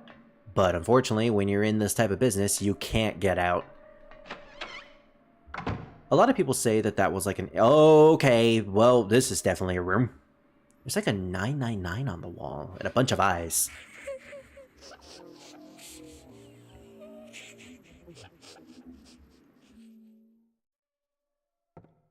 Well, this is a room. I kind of feel like Harry is just too desensitized at this point. It's all covered in graffiti. Well, no skin off my bones. We got an Onk. Now we can summon Dr. Fate. Almost forgot his name. One of those characters I don't really remember all too much. Oh, okay, well, we shouldn't come in this room just yet. This is... Aratron is carved onto the door.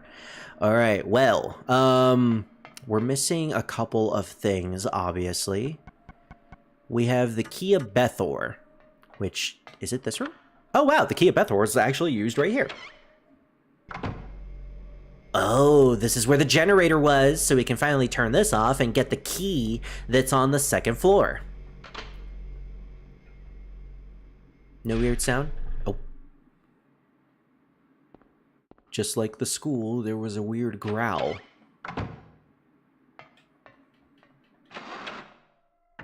I'll say this again, like, Silent Hill in general, not just one, but in general, is really, really good with the sound design. There's a lot of, like, weird sounds that you hear that, for all intents and purposes, don't belong to anything. Like, there's no monster. There's no monster with that growl. But the fact that there's something out there that's making that noise, and it's just unseen. Like, you don't know what it is, but it's out there. Is just terrifying. It's one of the reasons why I subscribe to the theory, or to the practice, that horror movies are way better when you actually don't show the monster at all. It's better when you don't show the monster, and throughout the entire... If you want to show the monster at some point, then wait until the end of the movie, but keep us in suspense for the rest of it, you know? The fact that it's mysterious, that you don't know what it looks like, or you get like a tiny little glimpse, and your mind is working out the rest of the anatomy, is just... It's way more effective than anything you could potentially show us. Alright, so we got Aratron. Oh, wow. The shadows are showing up all over the place now. It's not nurses, it's not anything. It's not even the teddy bears. It's just the shadows now. Wait, watch out for the shadows. Alright, well, we could go through the foul leg door, but I do remember we missed out on something. The elevator doesn't appear to be working. Wait. It doesn't appear to be working anymore? Wait, what do you mean? Wait, I need to go to the 3rd floor. I forgot something. Oh, if I go through the foul leg door, can I not go through can I not go through the elevator anymore? But there was another room that I never went through. Oh my gosh, I missed out on the 3rd floor's extra room. Wait, you can actually do that? I don't think there was any other way to get back to the 3rd floor, so I think I'm locked out. Wow, you learn something new every day, apparently. I played this game so many times before that I never actually skipped out on the right room on the 3rd floor, the one that you need like the camera puzzle to do. I can't do that anymore. I'm locked out. I guess it's because I now have all the items necessary to progress to the end of the game, because I have the Araroth key, I can go through Phaleg and just go through that door, and then yeah, but I can't go back and get that newspaper article on the 3rd floor. Huh. Wow, okay. Again, you learn something new every day. I am legitimately surprised. Well, I guess I have to talk about it. I believe the right room on the 3rd floor, you go into the room and you find a newspaper article about Alessa's house. And apparently Alessa's house was burned to the ground. And there's suspicion that it was done on purpose. But there's also a theory that it's done via a gas explosion. Again, in the article itself, it mentions that there was a gas explosion. So not only is it trying to take from Stephen King's Carrie, but it's also trying to take from The Shining. Which is a movie that I will be watching in a couple weeks with my friend Fire. But I guess any subsequent playthrough after this, I'll make sure to go to that room first before I head to the Phaleg room. In any case, we have the Aratron key, so let's use that. And right, a cutscene. I forgot about this cutscene. Everything is going according to plan. Alessa's room. Sheltered in the womb. But it's not done yet. Half the soul is lost. That is why the seed lies dormant. I forgot this voice actor. And what soul remains captured in that husk? But that's why the seed lies Very dormant. deep down in the subconscious. That's right, it's very deep down in the subconscious. Trying to say it won't. I'm pretty sure that's one of the directors doing a voice or something. No, these are just stalling tactics. If we lend a hand, we will be able to get power. I don't want any hand that you're giving. Never fear, the promise shall not be broken. But the power we could draw now will be very weak. Almost nothing. Please, doctor, stop talking. Unless we get the other half of the soul. Please, just stop it. You can't talk. Use a magical spell. Oh, as opposed to a normal spell. Feeling this child's pain, it's sure to come. But that will take time.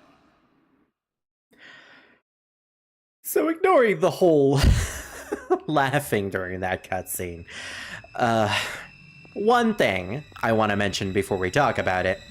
How fucked up is it for them to put a picture of yourself in this room that you're trapped in for God knows how long? I think literally 7 years.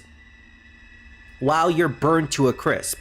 Because that news article straight up mentions that the entire house was burned. Disc of Ouroboros. Alessa was burned alive in her house. Whether it was an accident or whether it was a part of the cult's ritual doesn't really matter. What matters is that she was burned alive and sent to this place in order to keep herself, alive and keep herself going. So she was trapped in this hospital room for literally 7 years since the boiler explosion. And Lisa was keeping check on her, and apparently Dahlia, a bunch of doctors, and Kaufman were responsible for a magical spell that was used to bring something along and to... Well, we don't know yet. That's what we're gonna find out. But as we go in this room, this is a pretty normal room compared to everything that we've seen in the game so far. And as we look over here in the corner, the schoolgirl outfit, this is Alessa's room. It's not actually Alessa's room because, again, we're in nowhere. Nothing here is real, technically. It's just the town's manifestations. So this is a manifestation of what her room used to look like before it was burned to the ground. Nothing unusual here. I think there's a lot unusual here, Harry. I'm assuming that girl in the portrait is supposed to be Alessa. There's a lot of books on the floor that we can't unfortunately read. I was hoping we would read them, but no. There's a specimen of butterflies and moths hanging on the wall, which explains the butterfly boss and why that was a big thing. There's a couple of dolls here. There are dolls on the floor. Cards are scattered on the floor.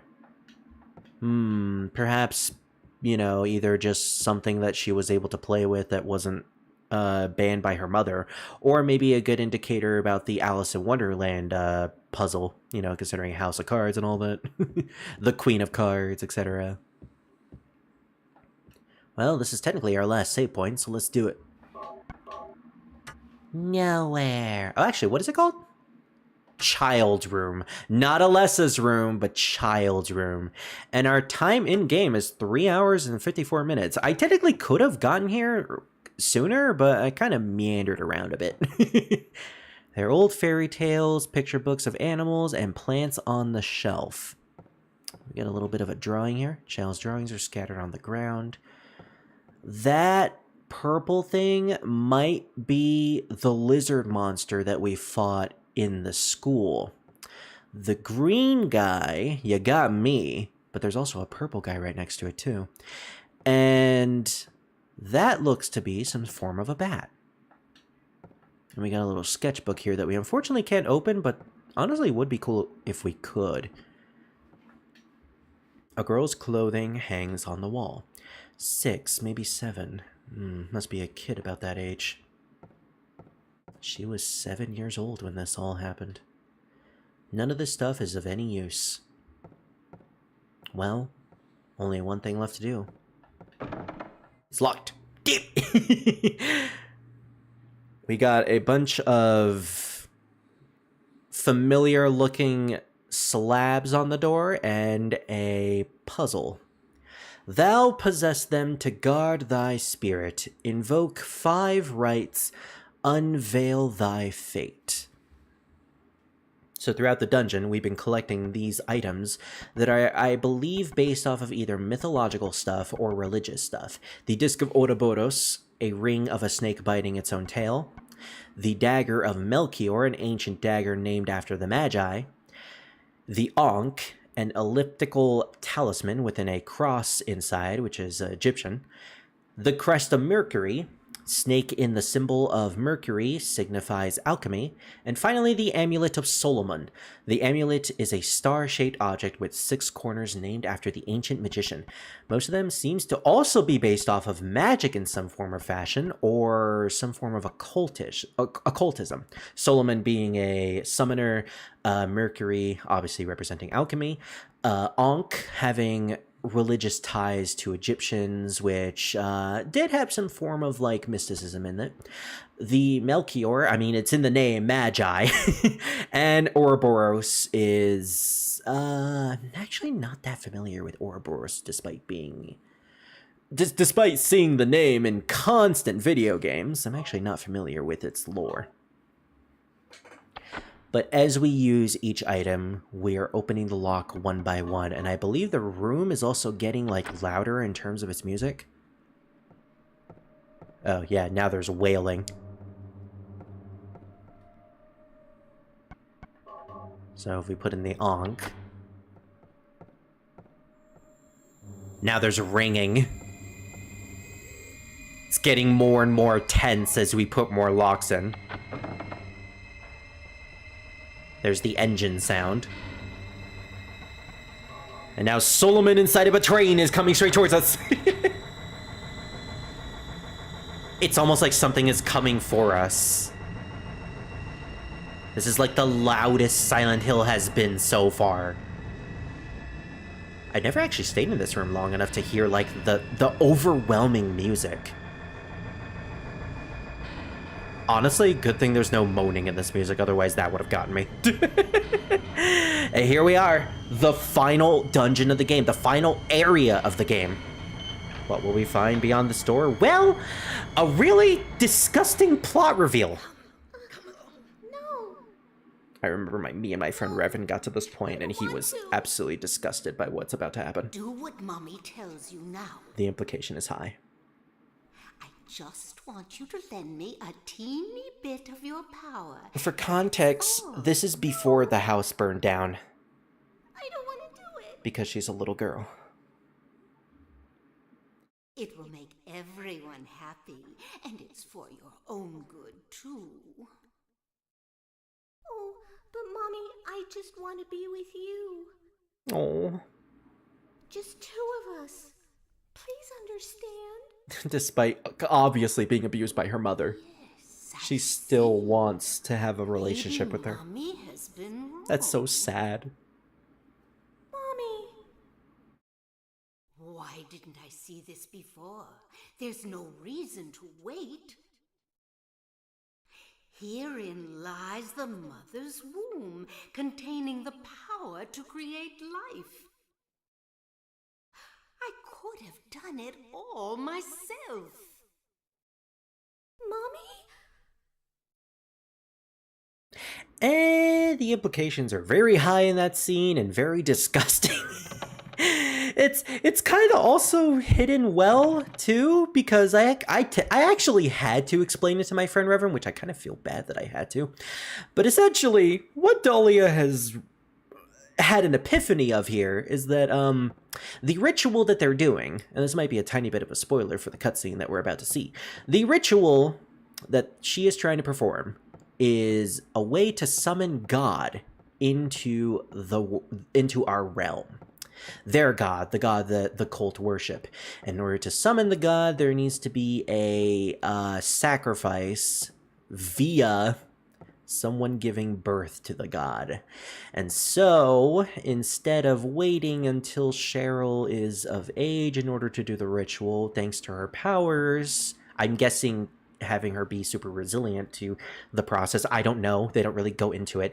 Dahlia has now gotten the epiphany that why not just do it right now? Let's just use the rituals to impregnate my daughter that's obviously like super young and 7 years old so that she can give birth to God now. There's no reason to wait. And like, oh, that's why the house burned down during the ritual. Well, maybe not. We actually do not know why the house burnt down during the 7 years ago. They never go into it in this game. They'll come up with excuses in later games, but I'm not really a big fan of those retcons, I guess. Point is, they never mention what happened to the fire, whether it was an accident or whether it was part of the ritual. We never find out in this game. But gosh, that's a reveal. Anyways, again, this is not actually their home. It's just a manifestation of it. But we do see pictures of, I guess, that was at the school. That was in front of the lizard that we killed. I have a theory that might actually be part of the ritual that was done to Alessa in her own home. That is the body that we found at the beginning of the game in that alleyway. You know what? I never made the correlation, but could that perhaps be the state that Alessa's body was in during the ritual? And that's what it ultimately looked like from a farther point of view? Oh. Maybe that's not what they're going with, but if that is I mean, this is Silent Hill. You know, you could take implications however you want. And there's not really a clear explanation to things unless they do have an explanation, like Pyramid Head. But if that's the case, then that's even darker. Oh, that's disturbing. Anyways, let's make it even more disturbing by finishing the game. This is it. The staircase that leads to the final boss. Let's go and end this nightmare. Sort of, maybe. And we get a cutscene because we saved Sybil. We get to see what she's up to. And somehow, if the cutscene loads, she actually made it. I was shocked to realize the talisman of Metrotron was being used. Metrotron. In spite of the lost soul returning. I'm gonna have to talk throughout this cutscene a lot because there's a lot to say. Would have been for naught. One is that she says Metrotron instead of Metatron or Metaton. Even though Alessa has been stopped. That is actually, I think, the only time they say that the Mark of Samael was actually the seal of Metatron. So the seal of Metatron actually wasn't going to destroy the world or anything like that. And Sybil is completely useless, unfortunately.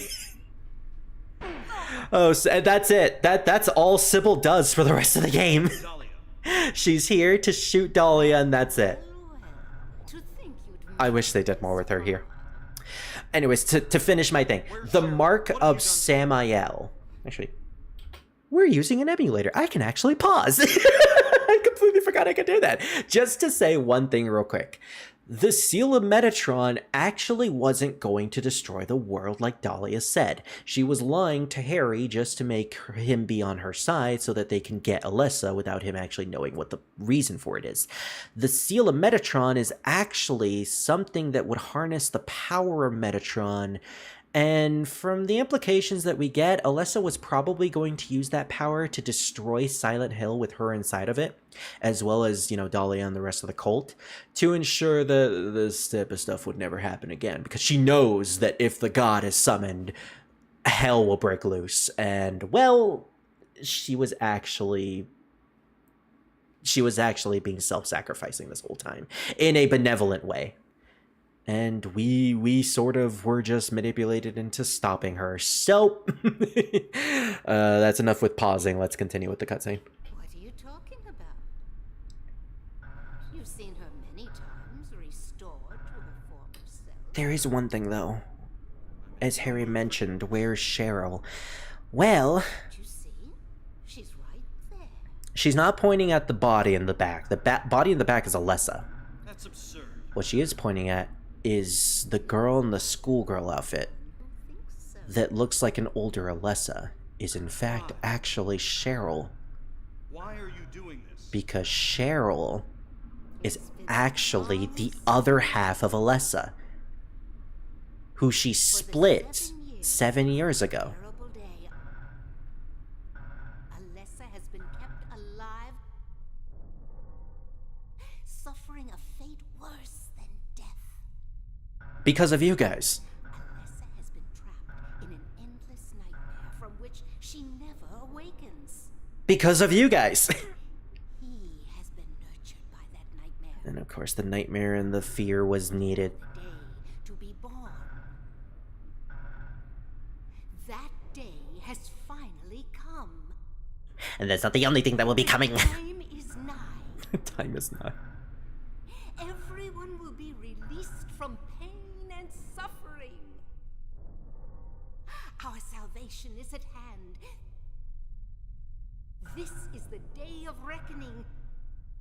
Ooh, nice roll of the R's there. All our sorrows will be washed away. When we return to the true paradise, It will no longer be lost. will be the mother of God. And with her other half, aka Cheryl and Alessa now fuse together. Fusion, ha! To become the incubator for God. Essentially like a Mary version. A Mary personified. And this is where the good ending comes in. If it was the bad ending, we would have to fight this thing and murder her.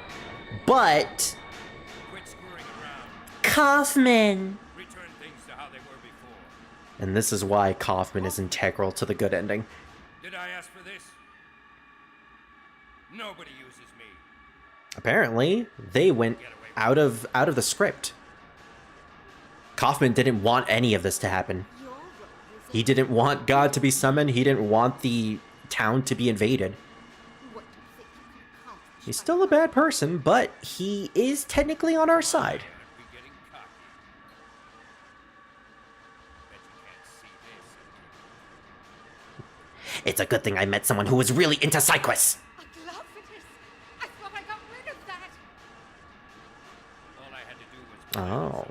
So Dahlia was the one that destroyed the vial in the hospital. Apparently, Aglaophotis is very important. Ha! You're easy. You're easy. I'm not even playing a harder difficulty. Stop it. Kaufman! I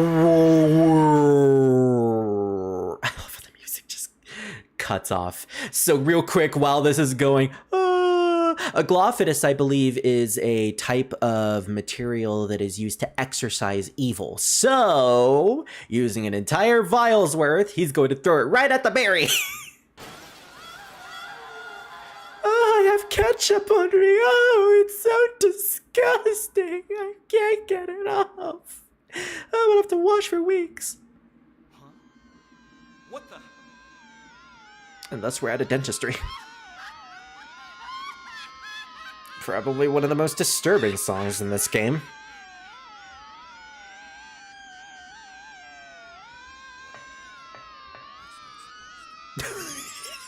He went from cackling villain that sounds like this to, oh gosh, that's not how it's supposed to sound. Like, oh gosh, well, good luck, Harry. I'm out of here. I did my role. I'll just take Sybil and we'll go to the corner. Hello, Baphomet. And that is literally Baphomet.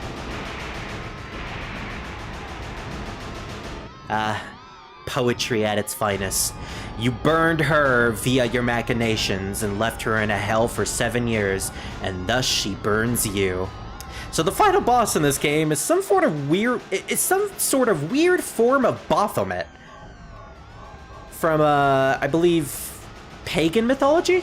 Yeah, we need to fight Baphomet, which is the demon. So, the Aglophidus, similar to Sybil, where it got rid of the parasite, but the parasite was still a thing that we needed to kill, exorcised the demon, the god, out of Alessa. Well, the fused Alessa. And so Alessa is, for all intents and purposes, in the background, a body on the floor. Whereas now we have to kill the demon. So the demon is alive. Dahlia did accomplish her mission, I guess. But this is what we've been saving our shotgun shells for. Or not shotgun shells, our rifle shells. We have how many? We have 36 at the moment. We had 42 previously. This boss fight is really annoying for that. This boss shoots lightning at you. And the lightning, if it hits once, does a decent amount of damage. You could get juggled by the lightning at least 3 to 4 times. Thankfully, we have so many fucking healing items, and this is the final boss.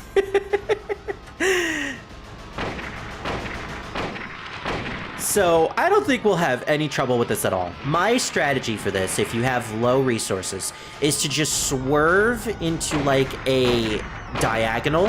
Make sure you don't run into the fence, but just swerve like this. You hold both the up and the left or the up and the right.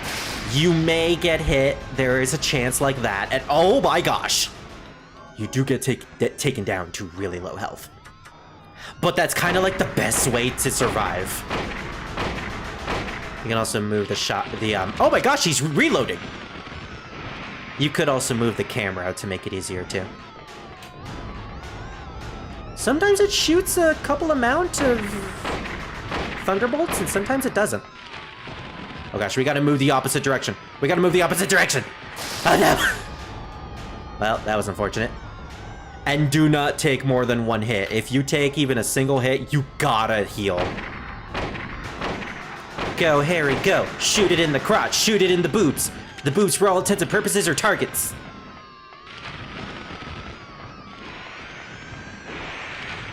I mean, it is pretty accurate. Baphomet does actually have boobs. At least in the interpretations that I've seen. It also has, like, weird writing on its wings. And it's dead. What's really cool about this boss fight is if you come in with no bullets, it will automatically kill itself in, like, 30 seconds. I like that little tidbit, which I did show off in my Let's Play, but I don't want to show off right now.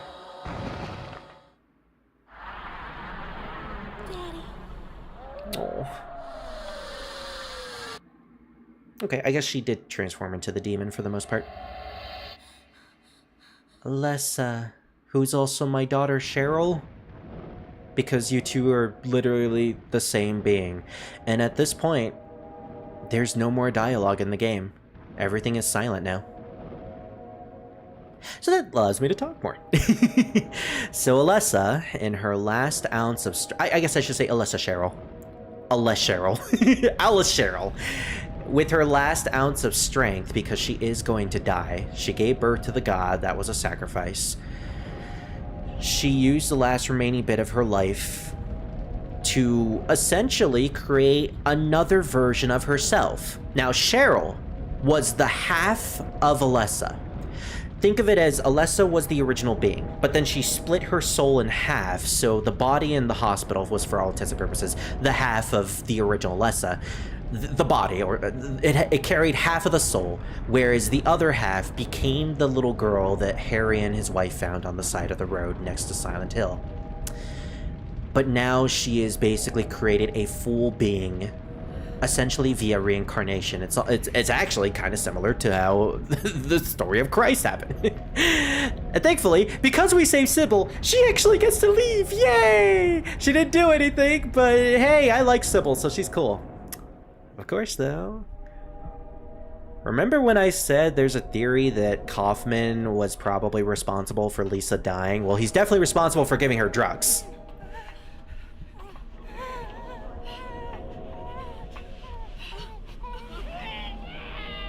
As if the town actively does not want him to leave. Who knows what happens to Kaufman after this, but it's definitely not going to be pretty. Now, in this version, because we have Sybil, we almost don't make it. The light is too far. Too much is coming down on us. There's too much fire all over the place. We can't get out. But let's not forget, our daughter is a very strong person. Using her psychokinetic abilities, she stops the fire just enough for us to get out of here. She saves us twice. Well, yeah, actually, she saves us twice. Opens the portal, allows us to leave. At least, in this way, not only is the one person left alive that cares about her gets to leave, but a part of her also gets to leave too. It is very tragic, though, because when you really think about it, this baby is not Cheryl. For all intents and purposes, Cheryl fused with Alessa, and when that happened, Cheryl became Alessa, because Cheryl was Alessa. They were the same person. They're no longer two other people, they are just one person now. It's almost like, if anyone ever watched that one Batman episode where Clayface made a little girl who was kind of like his daughter, but not really. And then when they joined together again, because she was a part of his body, she was essentially assimilated into him, so she was no longer a being. That's essentially what happened with Cheryl. For all intents and purposes, Cheryl is gone, and it's only Alessa now. We never save our daughter. We never actually meet her again. The only times we ever meet her after the beginning of the game, where she's running away from us, is when she's in the form of Alessa, because that was when she became Alessa. Well, she took the form and the guise of Alessa. It's kind of funky on whether or not she was still Cheryl at that point, because during the amusement park section, she did psychokinetically throw us away, so maybe she wasn't Cheryl anymore personality-wise or something like that. She still retains the memories because she still cares about Harry, but our little girl Cheryl, who we spent 7 years raising with our deceased wife, is gone. We couldn't save her, and she's dead. And what do we have but a child created from the manifestation of our daughter and her original self combined? It's actually an incredibly tragic ending. Even more tragic if you didn't save Sybil, so you're basically just alone leaving Silent Hill. And even worse, if you didn't save Kaufman, because if you don't save Kaufman, you're forced to actually kill Alessa before she gives birth to the god, because she's the incubator, or she's the incubator at that point. By the way, they call Baphomet Incubus in this game, but it is not Incubus. The implications is that they use the name Incubus because, well, if you know anything about Incubus, well, it makes it even creepier. But no, the bad endings are actually worse, because I'll explain it afterwards, but we got one more cutscene. Well, two more cutscenes, actually. A mirror of the opening. Instead of Harry's wife, it's Sybil, because they both made it out. And the implications are very strong that they'll probably raise the baby together. And, oh boy, did you guys like that really depressing and bittersweet, not even bittersweet ending. Well, good, because we have outros. Fucking 90s sitcom outros starring Michael Kaufman. Ah, everybody's laughing. Ah, he killed her. And they replicate that Sybil scene right here in the movie with the Sybil actress. Oh, look at that. That's the only time we actually get to see Cheryl. Cheryl is dead at this point. Oh, our poor baby. And this is weird. This is Alessa as an adult? Even though we never see this form of Alessa, I guess technically she's... I'm okay. She's slightly burnt, but she's okay. Non-canon Alessa. Oh gosh, Dahlia's is the weirdest. Come on, give me some sugar. Oh gosh, no. Dahlia Gillespie. We'll be married in an alternate universe 10 games from now. And Harry Mason is just... Oh, gosh dang it. I slipped. Alright, well... Guess we're gonna have to do another scene, everybody. Sorry, Al. Cool guy, Harry. He's my daddy. I mean, what? Harry Mason. Ending it on Harry's goofy face. Isn't that awesome? And with that, that's the end of Silent Hill 1. Thanks to our New Game Plus, we got... Or thanks to our ending, which is Good Plus, we got a chainsaw, a drill, some gasoline that we can use for either one of those. Only one per playthrough. And an amulet that will allow us to activate the Aliens ending, which I won't be showing off today, because that will take too long. We got some pretty good rankings. We got 5 stars. Don't know how good that is, but I'm pretty sure they're like 10 stars. And I could have gotten better, but, you know, it is what it is. We'll save this game. I actually, next time I play Silent Hill 1, I may end up using the New Game Plus file, and we'll probably go for hard mode, because I've never actually tried hard mode in this game, which we have just unlocked, apparently. Now, after you see the Good Plus ending, instead of it showing Harry and his wife, it's now Harry and Sybil, which is interesting.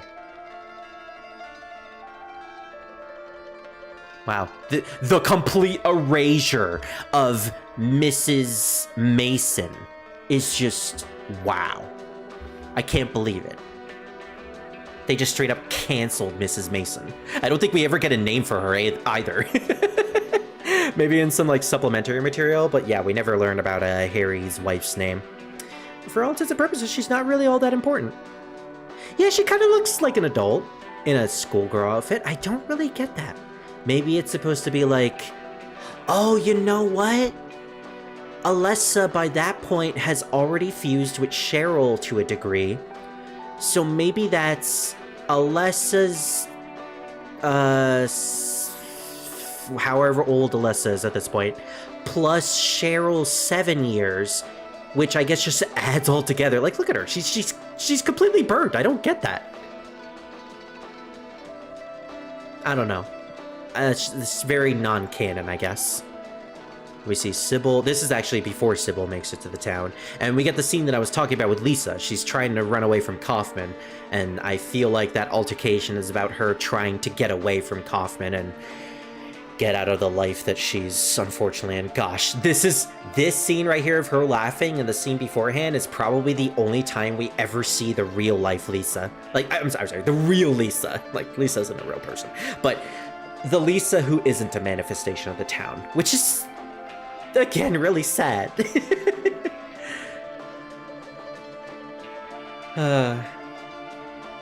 But yeah, Harry escapes. He has a new daughter, I guess. And Dahlia's running from something.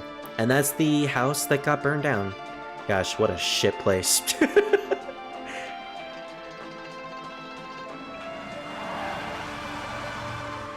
And Alessa was responsible for the crash and ultimately allowed them to come into town.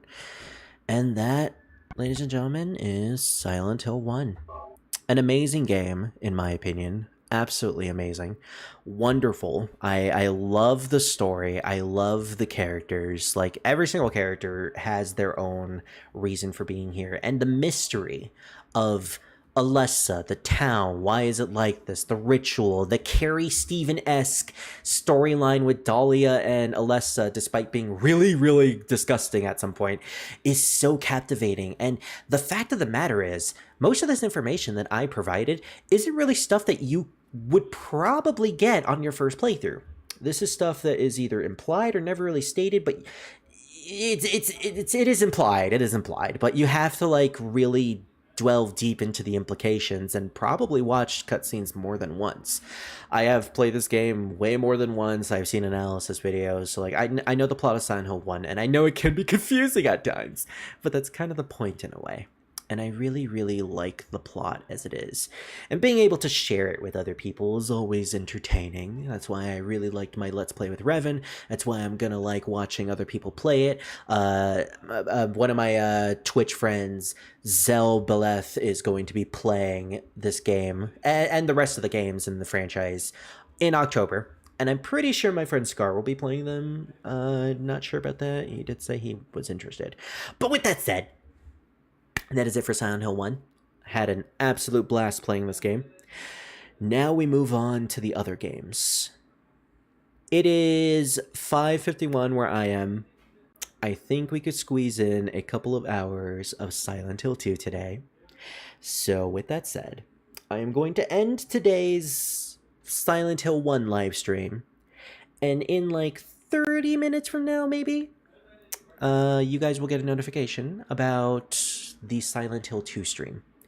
I don't know how long we'll be going with that one. Hopefully not to the end, because I am not prepared for the ending in that game. I need to set up. I definitely need to set up. So, yeah. Thank you all for joining me today. It was an absolute blast finishing this off. Thank you, everyone who was here to watch. And a special shout out to the Patreon that I have, including members, Gecko Moments and Scar the Firefox. Thank you guys for donating to me. And if you want me to play a certain game that you want me to play, just subscribe with the certain tier and I will get to that game. I have a lot more perks and tiers on Patreon, but yeah, I don't remember them at the moment. So you get stuff. That's the point. All right, with that said, thank you all for joining, and I'll see you with Silent Hill 2.